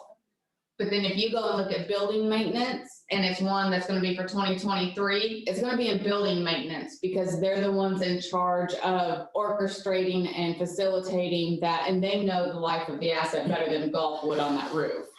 So that's kind of the principle we're taking with this. I'll make sure that nobody else has duplicated their stuff. I tried to get them to get it to clarify that already. But 2021, you will see anything in its respective departments. Further than 21, if it's something maintained by another department, it will be in that controlling department. Does that help explain it, or did I just confuse everybody more? 'Cause I'm good at that. No, I appreciate that. And if we understood you correctly, it would mean that, for example, the backhoe is not a single purpose machine. It can be used, it will be used anywhere in the village. There's some that are designated. I got one on line 195 that is questionable. put one for Balboa. I forgot, I can't remember what year it was, but, and it mentioned something about why we can't use one for the public works. Well, their machines, every golf course it has to have one. It's a must machine for every course. So therefore, we can borrow one from them to go fix a leak or load and load us in, or, so we have to have one. We have a everyday usage for that machine. Right. It's a tractor. It's a tractor, we just with a There's- small attachment, the front end loader, so it's not it's not a construction backhoe, it's just. Gotcha. Okay, so I think what he's saying is they're in charge of their greens maintenance equipment. And if that's a specific backhoe that's not usable in another area, they're in charge of that. If it's a regular backhoe that we can use in streets and so forth, that's when Fleet is in charge of it. And those are the things that you'll see kind of hit as the current year comes up. That kind of showed up here in the ice storm this week. People wondered why we couldn't use our backhoes in the golf department to clear the roads. Well, they're two-wheel drive, most of them, and they can't be clearing the roads. They'd have been in the ditches. And so that's one of the reasons that these are in golf course. The public works backhoes are four-wheel drive and can go most places, where the golf course are very specialized pieces of equipment. Most of them, they're not in backhoes, like you said, they're tractors with an attachment on the front of them. So that's why they would be classified in golf. Yes. Thank you. Appreciate the conversation. Now, when you see the word backhoe on a piece of paper, it brings an immediate picture to our minds, the things that dig the deep trenches. So Karina, let me play back real quick what I thought you said, just to make sure I've got my head around it. So I'll use the phrase rolling stock, anything with a wheel or a track on it is going to be managed long-term by the fleet management folks. Any of the facilities maintenance or anything along that line is going to be managed long-term by the building maintenance folks. But when you get to the actual execution year, the cost associated with that particular piece of equipment or that particular piece of maintenance will be allocated in the execution year to the department that's actually going to have that service delivered to it.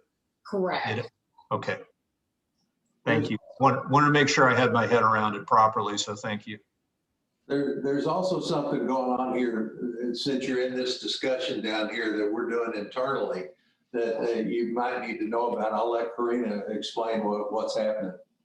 Well, we're in the process right now of going through all of our fixed assets, the information, our data that we have on them.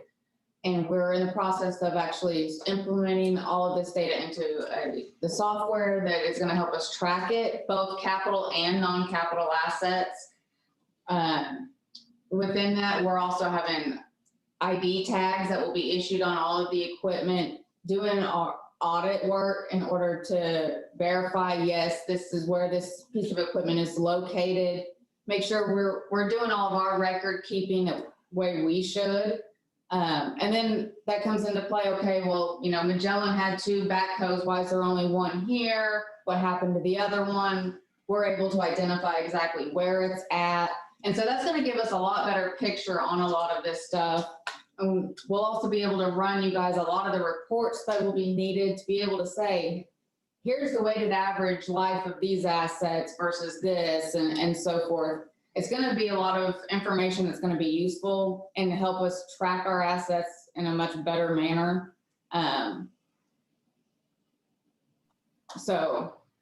Okay, cool. Quick question on that. When you say ID, from the kind of description you're talking about, I'm assuming you're putting RFIDs on all the rolling stock? Yes.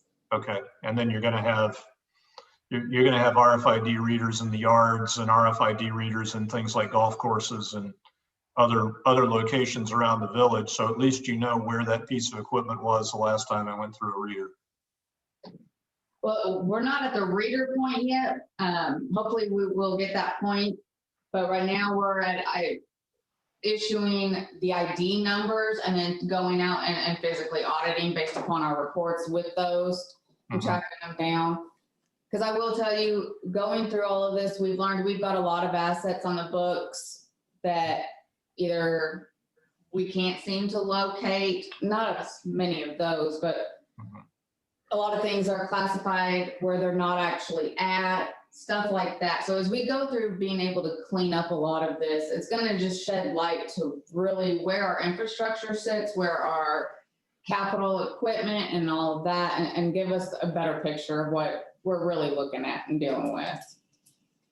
Understood. So the experience tells me this, and you probably already had this conversation, that it's great to have RFIDs on the equipment, but in order to really understand where the equipment is on any given day, you're probably going to have to implement some kind of a, you know, at first probably basic RFID network where, you know, said you fire up a piece of equipment, you drive it out of the yard, you'll at least know that it left that yard, and if it drives into another location somewhere that's got RFID, you know it left yard A and it went to yard B or something like that. So you're probably in a not too distant future going to have to look at expanding your installing a series of RFID readers so that you know where the equipment's moving around. Yeah, we're going to continue to build on this. Really, we're hitting the ground at this point and working our way up. An example would be if, hey, we've got on record that Lakes has 5 boats. Lakes is saying they've only got 2 and they want another one. Okay, where is it? So we're actually going out and doing physical inventory, auditing all of our books. So we can say, oh wait, there's a boat sitting over in a pond over here that you forgot about. So that's factored in. That's why we're saying, why do you need one? You got some. So it's given us a lot of insight to a lot of those situations. And then yes, hopefully eventually we'll be able to say, oh wait, you moved this over here, you know, just 10 minutes ago. Right now, we're just trying to get a true picture of where we really are with everything. And then we will get to that point. Yeah, I understand. Thank you. Hey, Karina, this is Jeff Lofgren. What's the basic timeline for completing that big task? Over? 2 months? Misty told me it would be 2 months approximately if she could work on it without getting pulled off of anything. So that'd be up to Karina, but she said about 60 days. We've had them working on it. She's been working on cleaning up the fixed assets, doing all of this stuff for about the last 5 months, 6 months. So we've made a lot of progress, but we've got just a little bit of the physical inventory left to do because we've got a lot of assets. And it's not just what our capital stuff is, we're going into the non-cap stuff as well. That way we're able to track, hey, you had 15 chainsaws. Did somebody walk away with them? So we're getting down to the minute level of it, but we're hoping to have it done as quickly as possible. But yeah, it'll be a couple of months before it's 100%. Karina, is the RFD capabilities that you're putting in place, it reflected in the budget someplace? Over? We've actually already purchased all of our tags. We did some really good price shopping in the past year. And it works with the fixed asset software that we're using to do the tracking.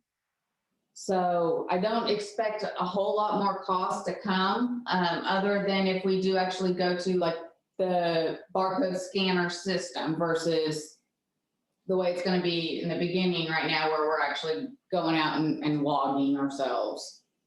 We will have that equipment cost, and we'll hit that road when we get there.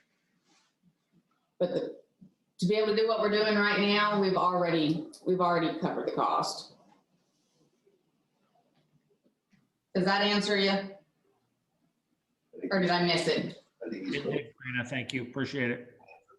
It answered a question and it raised a question, Karina, because normally if I see things like that means you've got an asset tag glued on a piece of equipment with some kind of barcode. You go out and hit it with a scanner and tells you that this is that piece of equipment and it's physically somewhere. is it that kind of technology you're implementing, or are you actually implementing an RFID chip, RFID tag on a piece of equipment where as the vehicle moves around, if you had the ability to sense that vehicle moving from point A to point B to point C, you'd be able not only to know where it was, but you'd be able to track where it went from and to. And I'm not sure. We're I'm not sorry. planning on doing all of that at this point with all of our assets. I will tell you, there are some of the streets and public works side Mhm. of the assets that are already working towards that. Got it. Okay. Thank you.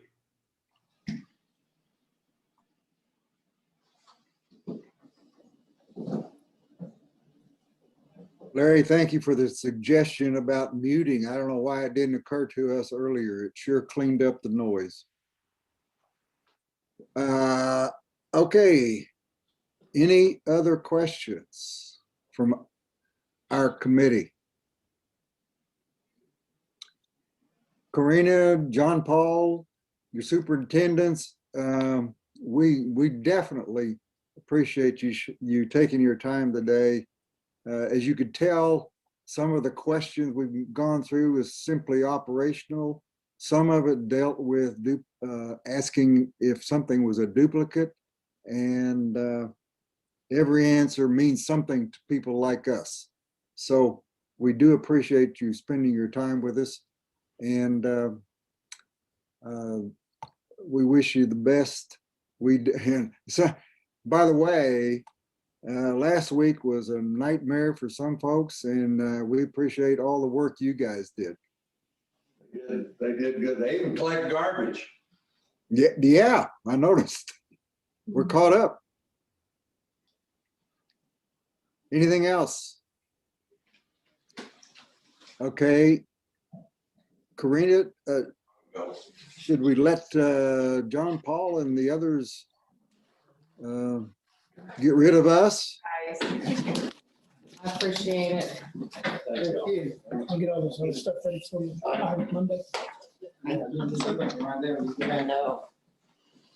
It's cold up here. Will you be able to do the round stuff, or do you want me to work on that? I know he's got, and if not, I'll pull the golf reports. I think I can figure it out. Thank you. Thank you. I don't know about everybody else, but my eyes are just almost crossed. And Larry, appreciate you taking the lead on getting the questions out. All right. That's golf.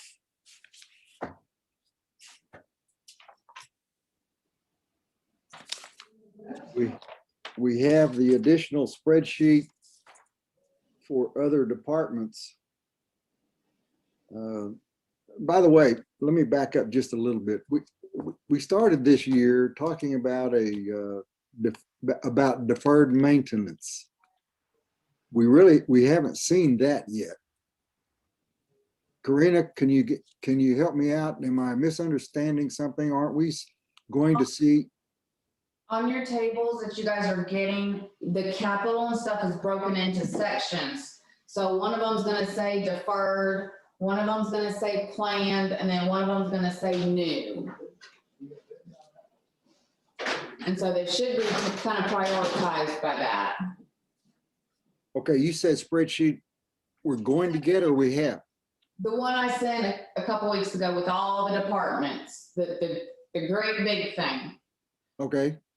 So if you look at all the capital sections, because that's mainly where they had deferred maintenance. There may be a couple of departments that have some on the operational side as well. But it's mainly going to be in the capital sections, and they've kind of broken them into 3 categories. Okay. So Gary, they're on there. And I think the thing that's probably what you're getting at is when you look at the spreadsheet, I think we were all expecting to see deferred maintenance from a number of areas. But in reality, there's only deferred maintenance for the following departments: building maintenance, public utilities, Parks and Rec, and golf. There is no deferred maintenance for streets or any of the other areas. And I think that's the surprising factor, in that in major areas that we've been told, and this is what we're figuring out, right? That we've been told that there's this huge backlog of culverts and streets. In those particular areas, there is no deferred maintenance on their O&M chart. None, zero. So that's the surprising piece. Now, maybe they took all their deferred maintenance and put it into their budget. And the only reason I say that is if you look at the O&M tables that Karina sent, and you jump over and take a look at streets, for example, and you look at the streets numbers, and stand by one while I work on my laptop, which is not the easiest thing to work with. Their capital program goes on 2021 from $750,000 capital program to 2022 of 2.5 million, 2.8 million, 3.6 million, 4 million, 4.5 million, and 5 million across the next 6 years, which is a fourfold increase in capital programs that I guess are planned now and no longer going to be deferred. But we would have to confirm that in some kind of conversation with either them or Karina can clarify. Over. Yeah, I'm trying to find it at what I sent you guys at the moment. I'm on my laptop and it doesn't have all my files, so I apologize for that. Let's see. No, I think just fundamentally correct here, Karina. We were kind of expecting there to be, streets would be a good example. Culverts, there's, I don't know, $4.5–5 million of culvert propagated out in the 7-year O&M. We were expecting, expectations being different than reality perhaps, we were expecting that there was probably a couple of $1 million of deferral from culverts because the funding was not available to go make that work. And then you had follow-on expenses as culverts continue to fail. It looks like in several of the departments, maybe folks took this opportunity to kind of snap the line and start with a clean sheet. But it looks like a lot of the stuff that was probably not addressed in legacy years, they've kind of said, okay, we're just going to wipe that out, and we're going to chart all of that forward in our capital request for the, going forward for the next 7 years. So and it looks like different departments maybe took different philosophies as they went through that approach. Yeah, they all did tackle this, on their own. I did not sit with each and every one of them to build their reports. I just helped kind of get their budget stuff in and make sure totals kind of tied. As far as their formula, but I think that is probably the approach a lot of them took, is exactly what you guys are saying. It's okay, it hasn't been done, let's get it into planned, and that's a lot of where you're seeing that stuff. Now, obviously, new wouldn't be your deferred, but it probably is incorporated into planned, especially for streets and stuff. And as you say, you can see 2021 does not have very much budgeted in some of those categories, like the culvert rehab and stuff. And so it starts to try to pick up pace after that to catch up. Now, I will tell you, the department managers and stuff are going to be the ones to explain where they got their calculations and 100% verify that for you. But I think you guys are using the same logic. So Karina. So you haven't specifically heard Jason say that's the way he put this together? Not specifically. He has not come and said, I took out deferred and put it in planned. Okay. But since you look and there's one line at the top and it says deferred and there's nothing, I honestly think that is what they've done because this wasn't updated for the last year. They pretty much just said, okay, let's start fresh and let's see what we had and let's build upon it and go from there. So I'll confirm that for you guys though. That's what Jason. It's, yeah, at the top it said, there's that line, like Jeff said, deferred, planned, or new, and that's, wait a minute, I'm not looking at everything. I'm looking at part of it and it's blank. I have not spent a lot of time with this spreadsheet. I'm guilty of being distracted a bit the last couple weeks.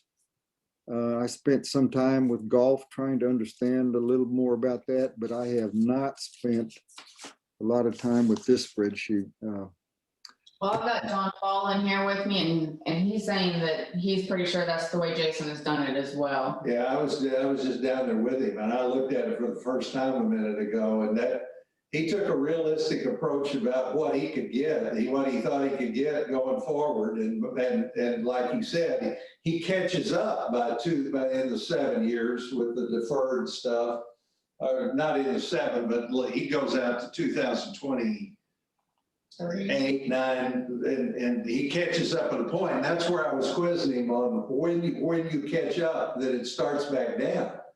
And he didn't take it the way you intended it to show the deferred, what's already there. It was a catch-up thing with him.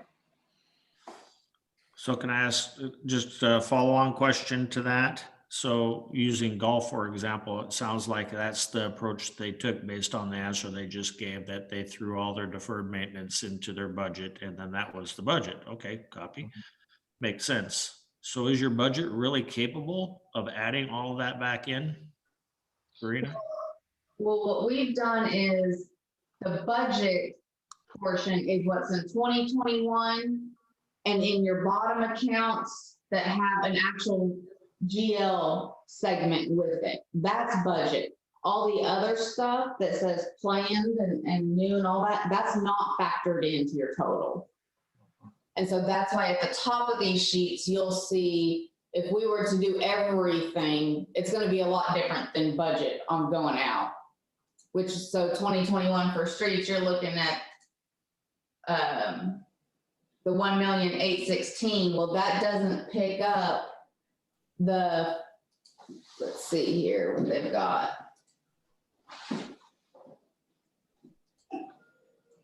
That's not picking up $750,000 probably. Like I said, as we talk to each department, we'll be able to clarify exactly what their methodology was and breaking this in. Let me go to a different one that might be a little easier to explain. Let's see.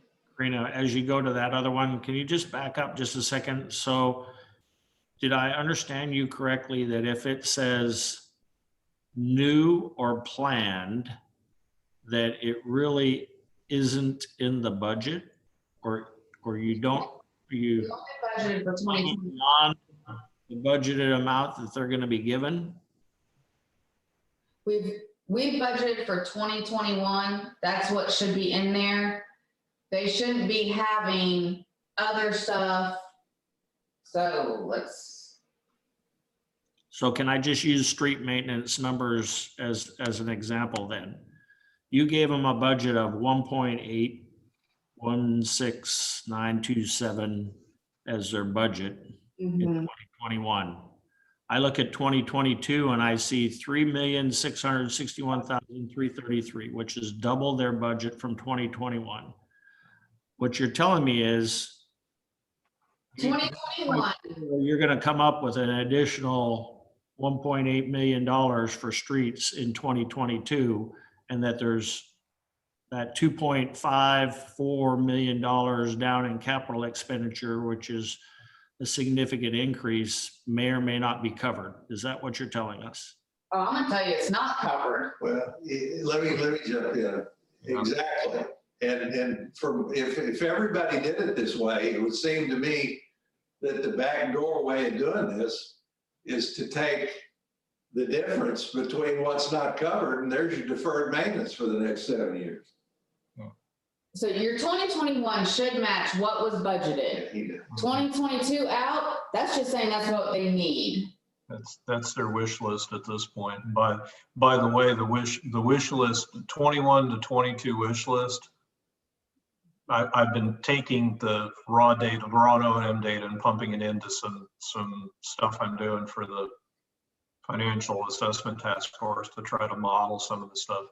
The upper is a little over $5 million in from 21 to 22. If you look at everybody's wish list request, it's a touch over $5 million up from where it is today. You know, so that's probably a bigger bite than folks can eat, than the POA can eat, unless, and a reasonable assessment change is voted into place at the, you know, the board elects to go down that path and they put it to a vote and the vote gets approved. But it gives you an idea of what that increased burn rate is if you're really going to take on that legacy stuff that's been pushed down the road. It's a daunting number. Exactly. This is a 7-year budget. We don't have a 7-year budget. This is a 1-year budget, and you guys wanted to know, what do we actually need for the rest of it? That's what this is. Now, a lot of us have been told that the village used to spend roughly $3 million a year resurfacing roads. And that stopped about 4 years ago or thereabouts.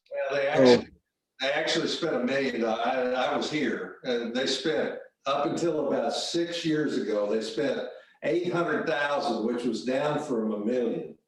And they asked the Public Works Committee, always asked for $1.5 million. They thought they were underspending back then.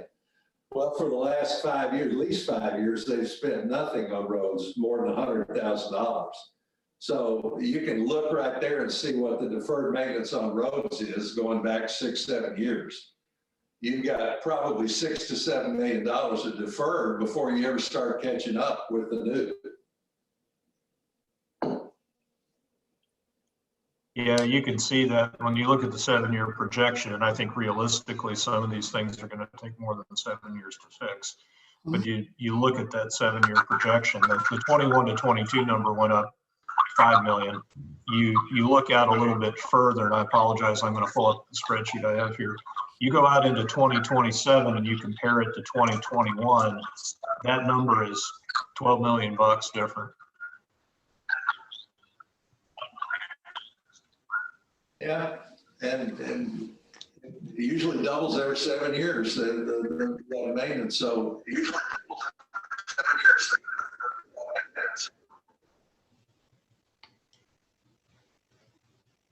Yeah, there's some, and I'm not doubting what the folks are putting into their budgets. I think they're being very realistic, as they should be, with what they're doing. I think the challenge we have in F&P is being able to go in and validate the numbers that they're putting in there and justifying the numbers. And then for those of us like Jeff and I and Kathy, we're on the financial review task force. The other part of that challenge is how do we take that story and present it to the board so they understand the implications, and then further than that, the more significant challenges, present it to the community so that they know what's out there. And most of this stuff, to be fair to folks, most of this stuff is all out of sight, out of mind. You know, the water lines are buried, the sewer lines are buried, the roads are great until the roads aren't. You know, there's no real conceptualization on the part of most people about what's required to maintain all that infrastructure.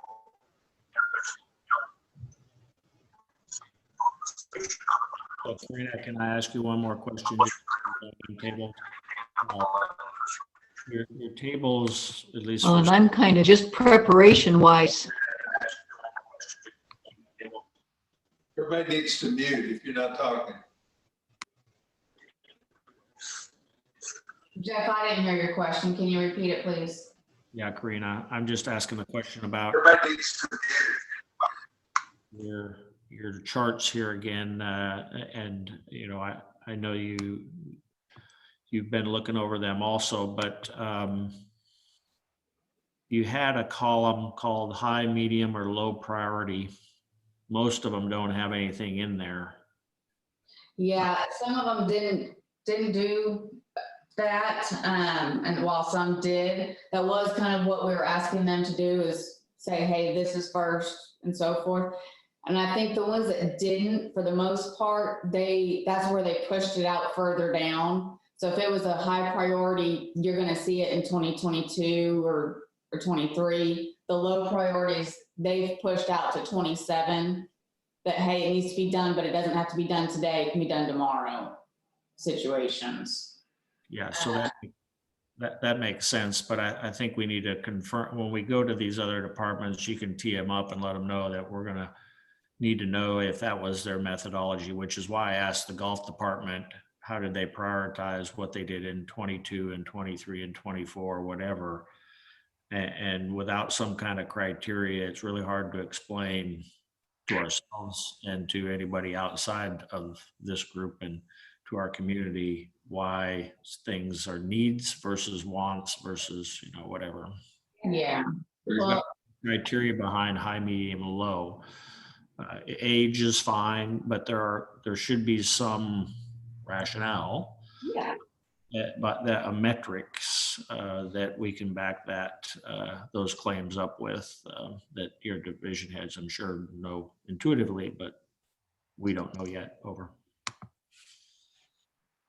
Well, and I will say that some of these streets and sanitation are structured different than most of the other tabs of this information. And we will need to ask them a few more of those questions to get clarification on their methodology. And we'll let them know it's coming. That way they're prepared and got you some answers. Some of the other ones, like building maintenance, for example, they had kind of gone through and they did base it all on the year. Hey, every 7 years we're replacing, 7 to 10 years, we know we've got to replace these roofs or whatever kind of the criteria is. And I'll make sure everybody's got all their answers for you when it comes to that.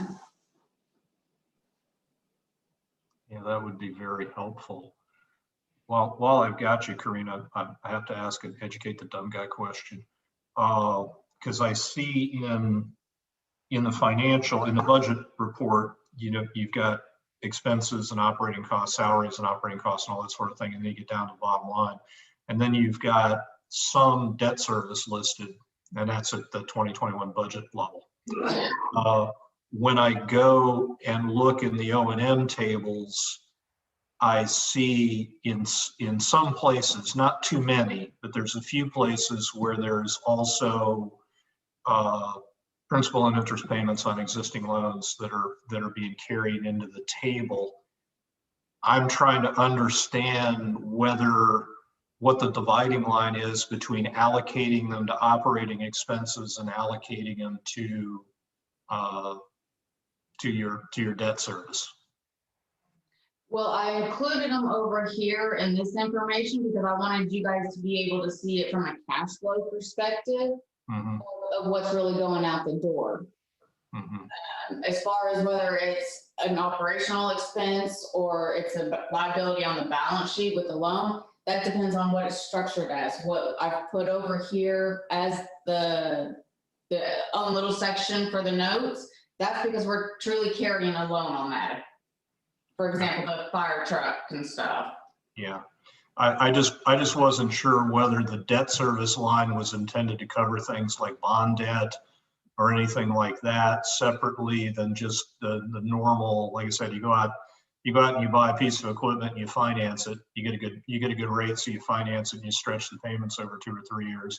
So it wasn't clear to me how that was delineated. And the only reason I'm asking is, like I said, I'm trying to do some of this modeling for forward projection.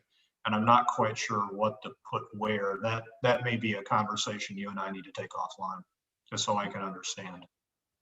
Yeah, these are just current loans. I wanted you guys to be able to see the principal payment that's being made. Interest is already reflected in the expense side down there. But because this was all income statement side, I wanted to be able to pick up we have that cash liability that's only hitting, over on our balance sheet. But it still affects the cash flow that's needed. Okay. If that So it sounds like the interest on the debt may be being carried as an operating expense, but the principal balance is carried on the debt line. Okay, cool. Thank you. That helps. At least now I understand what the differentiation was. Yeah, those are typically not reflected, but I want to be able to show it for you. So it's just principal that's broken out and added. Okay, thank you. Who do we want to invite to our next meeting? Should we ask Jason to be there? John Paul? Yeah, he'll be ready. Okay. Those of you who have spent more time on this spreadsheet than I have, which is probably everybody, is there anyone else that you think would be able to answer your questions at Guess that I have a meeting? comment about that. If we're going to invite Jason, he is in charge of public utilities, which is water and sewer, streets, buildings, lakes, and fleet. So rather than saying invite Jason, we should probably just focus on one or a small number of areas. If you want to take on the big enchilada, it's probably water and sewer. And much like what we did today, if we could review all of our questions with respect to, for example, water and sewer, consolidate them, get them off, and then we'll just be in a lot better position than if Jason shows up and we just start peppering him with questions about everything. And that's just a suggestion. No, I agree with you, Tom. If you guys are able to kind of consolidate the questions and get them out, and if you guys just pick a couple of departments, because I know Jason's area does cover a lot, because I would like more than just Jason in here. I want those department managers in here, because those are the ones that are in the day-to-day. They know that equipment, they know that workflow. And that way they've got some answers for you and be able to tackle it from that perspective instead of just throwing it on the table at once. Right. Yeah, Jason's Good idea. operation has probably 80% of the entries, of the remaining entries. Most of the rest of the departments have 2 to 5. Jason, across the parts of the organization he's responsible for, probably has 250. Has anyone compiled a list of questions yet? Yeah, Okay. I haven't gotten there. Okay, all right. Water and sewer is the big ugly. It is for a fact, and we all take it for granted. So we know we do not want any lurking problems out there that somebody is aware of. So, like the last time we did this sort of thing, should we shoot a target for a week to compile some questions and then shoot them out to Jason? So that by our next meeting, he will have had a chance to look at those. I think that's a good idea, Gary. All right, Jane, as you have probably surmised, a lot of our questions so far were more operational. And I keep saying your background has been heavy in accounting. If you want to jump in there if you have some questions about the accounting process. The statements are available online, and Corina, of course, has been very helpful to us. If you see something that the rest of us have overlooked, be sure to jump in. Can one of you forward me the sheet that Corina has referred to, the big sheet? I know Gary, you had sent me the golf sheet, but I need the big sheet that Corina was referring to that has all the budgets broken out, or all the 7-year. Okay, you have not received that. I don't think so. I went through my email and everything that I had was just, I think, just related to golf. Okay, I sent, one of the emails I sent or tried to send had 3 attachments, but I will make sure you get that. I don't remember seeing that one. So before you do that, let me go back and review everything that I've got, and then I'll send you the email if I can't find it. Okay? All right, fair enough. If I'm having to do extra work. And just to be This is clear, just, Tom had the suggestion that we look at one area of Jason's part. So are we going to focus on water and sewer first, or something else? What did we decide there? As we're looking at our questions, which one did we decide we're going to look at first? I think water and sewer was on everybody's mind a while ago, if I interpreted it right. Okay. Well, I think that's a good selection. In terms of timing, we're talking our next meeting is a week from Monday, 10 days from now. Is that enough time for us to get our questions in, consolidate them, send them off to Jason and get them prepped? Or are we really pushing things? Well, you're right, that's a good point, Tom. If we're only 10 days out from our next meeting, we're gonna need to give Jason a little bit of time to absorb. So we would have to get him a set of questions by no later, I would say no later than Tuesday, close of business next week. I give him 3 business days to be ready with the answers. That's probably a little tight, but that, if we're gonna hold to a 10-day window. I mean, speaking for myself, I've already looked at the information. I have a bunch of questions, whether it's complete or robust, I don't know. I'd have to go over it. But it sounds to me like everybody else might be starting from scratch. I think we need to at least have someplace, otherwise we're losing a whole 10 days of not getting anything done when we could focus in on one area and get the questions out there. Doesn't mean that we have to be at a solution either on our questions. It just means we're going to have, those are the questions to pre-prepare. Some others that come up for Monday the 8th. Yeah, so if we were going to do that, we would probably need to get drafts in for consolidation COB Monday, then we could consolidate them, get them to Jason COB Tuesday, give him some time to look at them and hopefully be in a position to respond to them when next time we get together. Does that seem achievable? Well, he has multiple. He went ahead and selected one that wasn't quite as cumbersome. That way we could still meet for next Monday and get that one knocked out. And that'd give you guys a little bit of a timeline to be able to get to utilities instead of only a 10-day, you'd be back to your 14-day. Well, that's a good point. Maybe we pick a couple categories that aren't quite as elaborate and poke at those. Just let us get back on schedule with our meetings, and I think it's.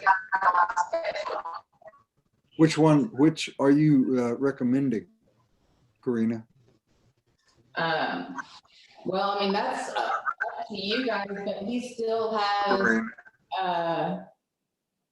let's see, he's still got the lakes, the building maintenance. He's broken out common property, so that could be one he could touch on.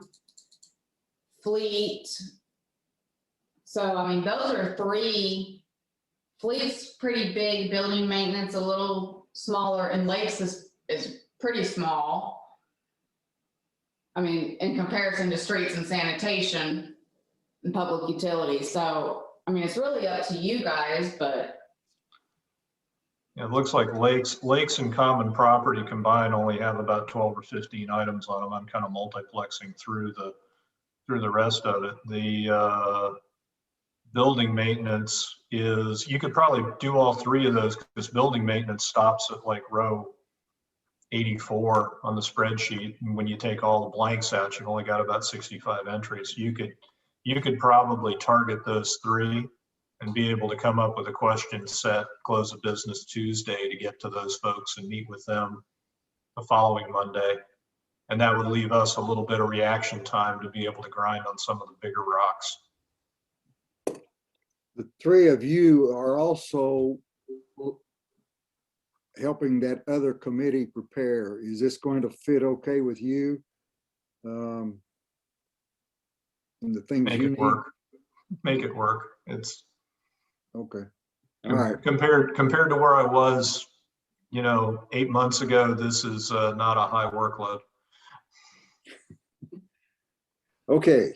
Well, Can I go back a little bit? Here's my count. Sanitation is 9 items, and I think most of those were side loader stuff. So I think sanitation's probably a bunny. Streets, I only got 15 items, but they're big dollars. I would really like to talk about streets. We may not be able to resolve streets, but getting it on the table, I think, is important because it's big dollars. Common property has 10 items that hopefully is pretty easy. Buildings, there's a lot of items. I got 75. Public utilities, let's not do. Lakes, 15 items totaling $1 million. I don't think that should be that hard. So my top pick really is streets. Then you can throw in sanitation, common property, and lakes. Put our questions together. If we decide to drop 1 or 2, I think we can just decide to drop them, but I think they should be not that hard. Well, and you're gonna have the same supervisor that does the sanitation and streets Okay, and the common property, so that makes that part a little bit easier. okay, that sounds good. So are we looking at what I think I heard? We're looking at streets, sanitation, common property, and lakes? Lakes, yes. Okay. And draft questions in Monday COB, the idea to try to compile data on Tuesday and give something to Gary that he can pass along to Karina and the team. Tuesday COB. Sounds good.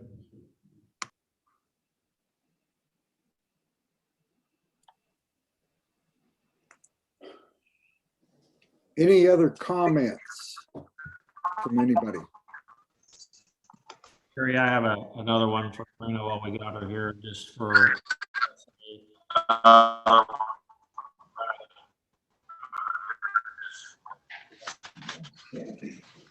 Well, she's on mute now. Karina, question for you.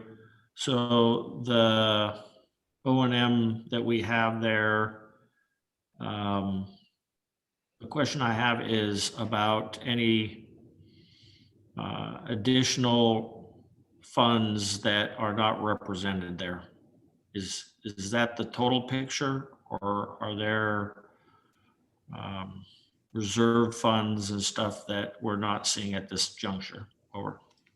Reserve funds that have already been set aside are not in this picture. If the PPP gets forgiven, that is not in this picture. This was just based upon breaking it down by department over department. So I can put a summary together of what we do have available in reserves for the board to be able to designate to different things. So that way you guys have that as well. I personally think that would be very helpful because, I mean, we hear from the community all the time that, oh, we got all this money set aside and stuff. And for us, if we're going to be looking at this to be able to understand it, we've got to know what those numbers are. Well, and those reserve amounts that we have, that is what is represented in the budget. I think it's like on page 3, and it shows all your reserve balances, because it's not until after the audit that they decide to put anything else into those. So that is our current balance that's on the budget part. But I'll give you another recap just so it's all in one spot. Yeah, it's in the 2021 budget. Looks like page 6 is where the reserve funds are. Karina answered my question, which is the budget numbers that are in there are good ones to work off of, and that it's additional funds may be added to there. It would be nice to know what your thoughts are on that when you can tell us over. When I can tell you what, So I'm reading back to you, but and Larry pointed out that those reserve account numbers are already in the 2021 budget there. We can go look them up. Okay, so let's not make you work on that. But what I think I heard you say is after the audit is complete, there may be additional funds put into those accounts. Is that correct or not correct? correct, but that won't be set until April. Okay, that's what I think we needed to know, and that works just fine, I think, for at least right now. Karina, do you have any idea when we're going to get a reading on the PPP loan and the loan forgiveness?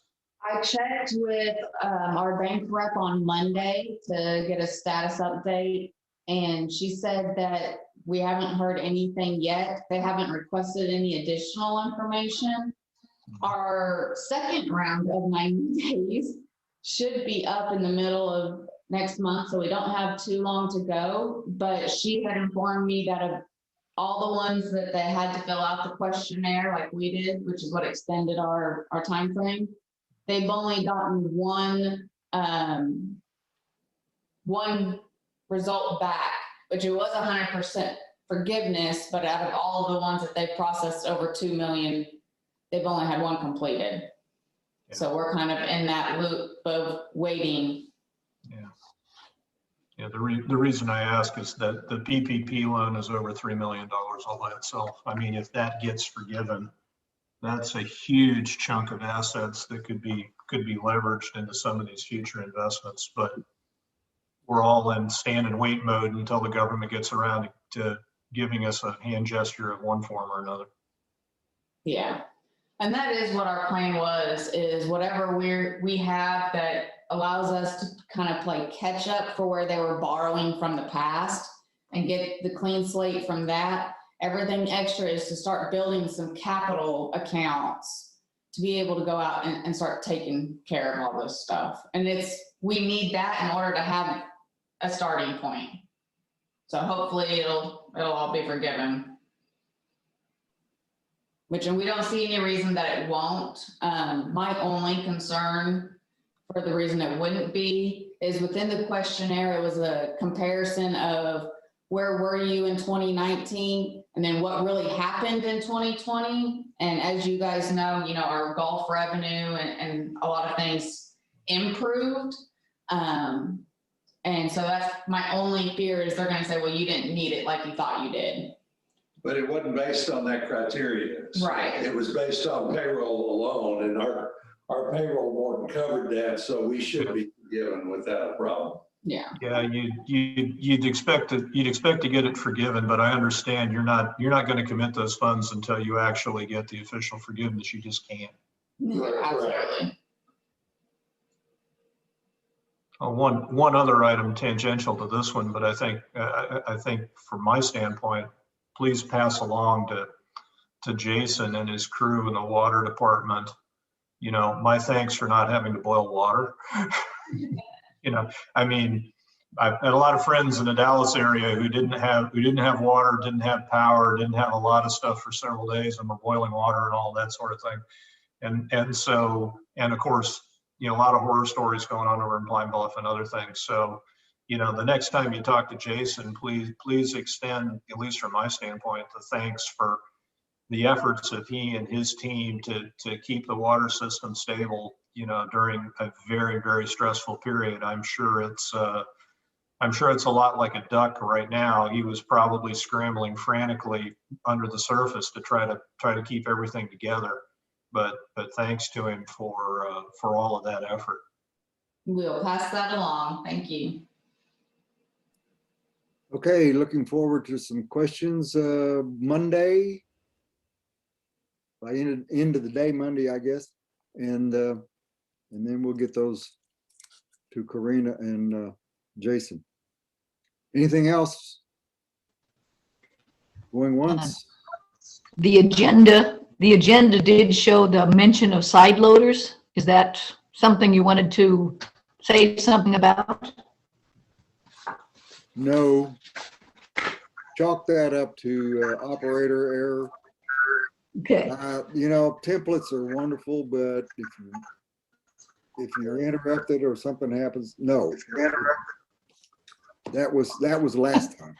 As someone who's never done that, you may understand. Sorry about that. You've done such a great job with the minutes, keeping up with what we've said and so forth.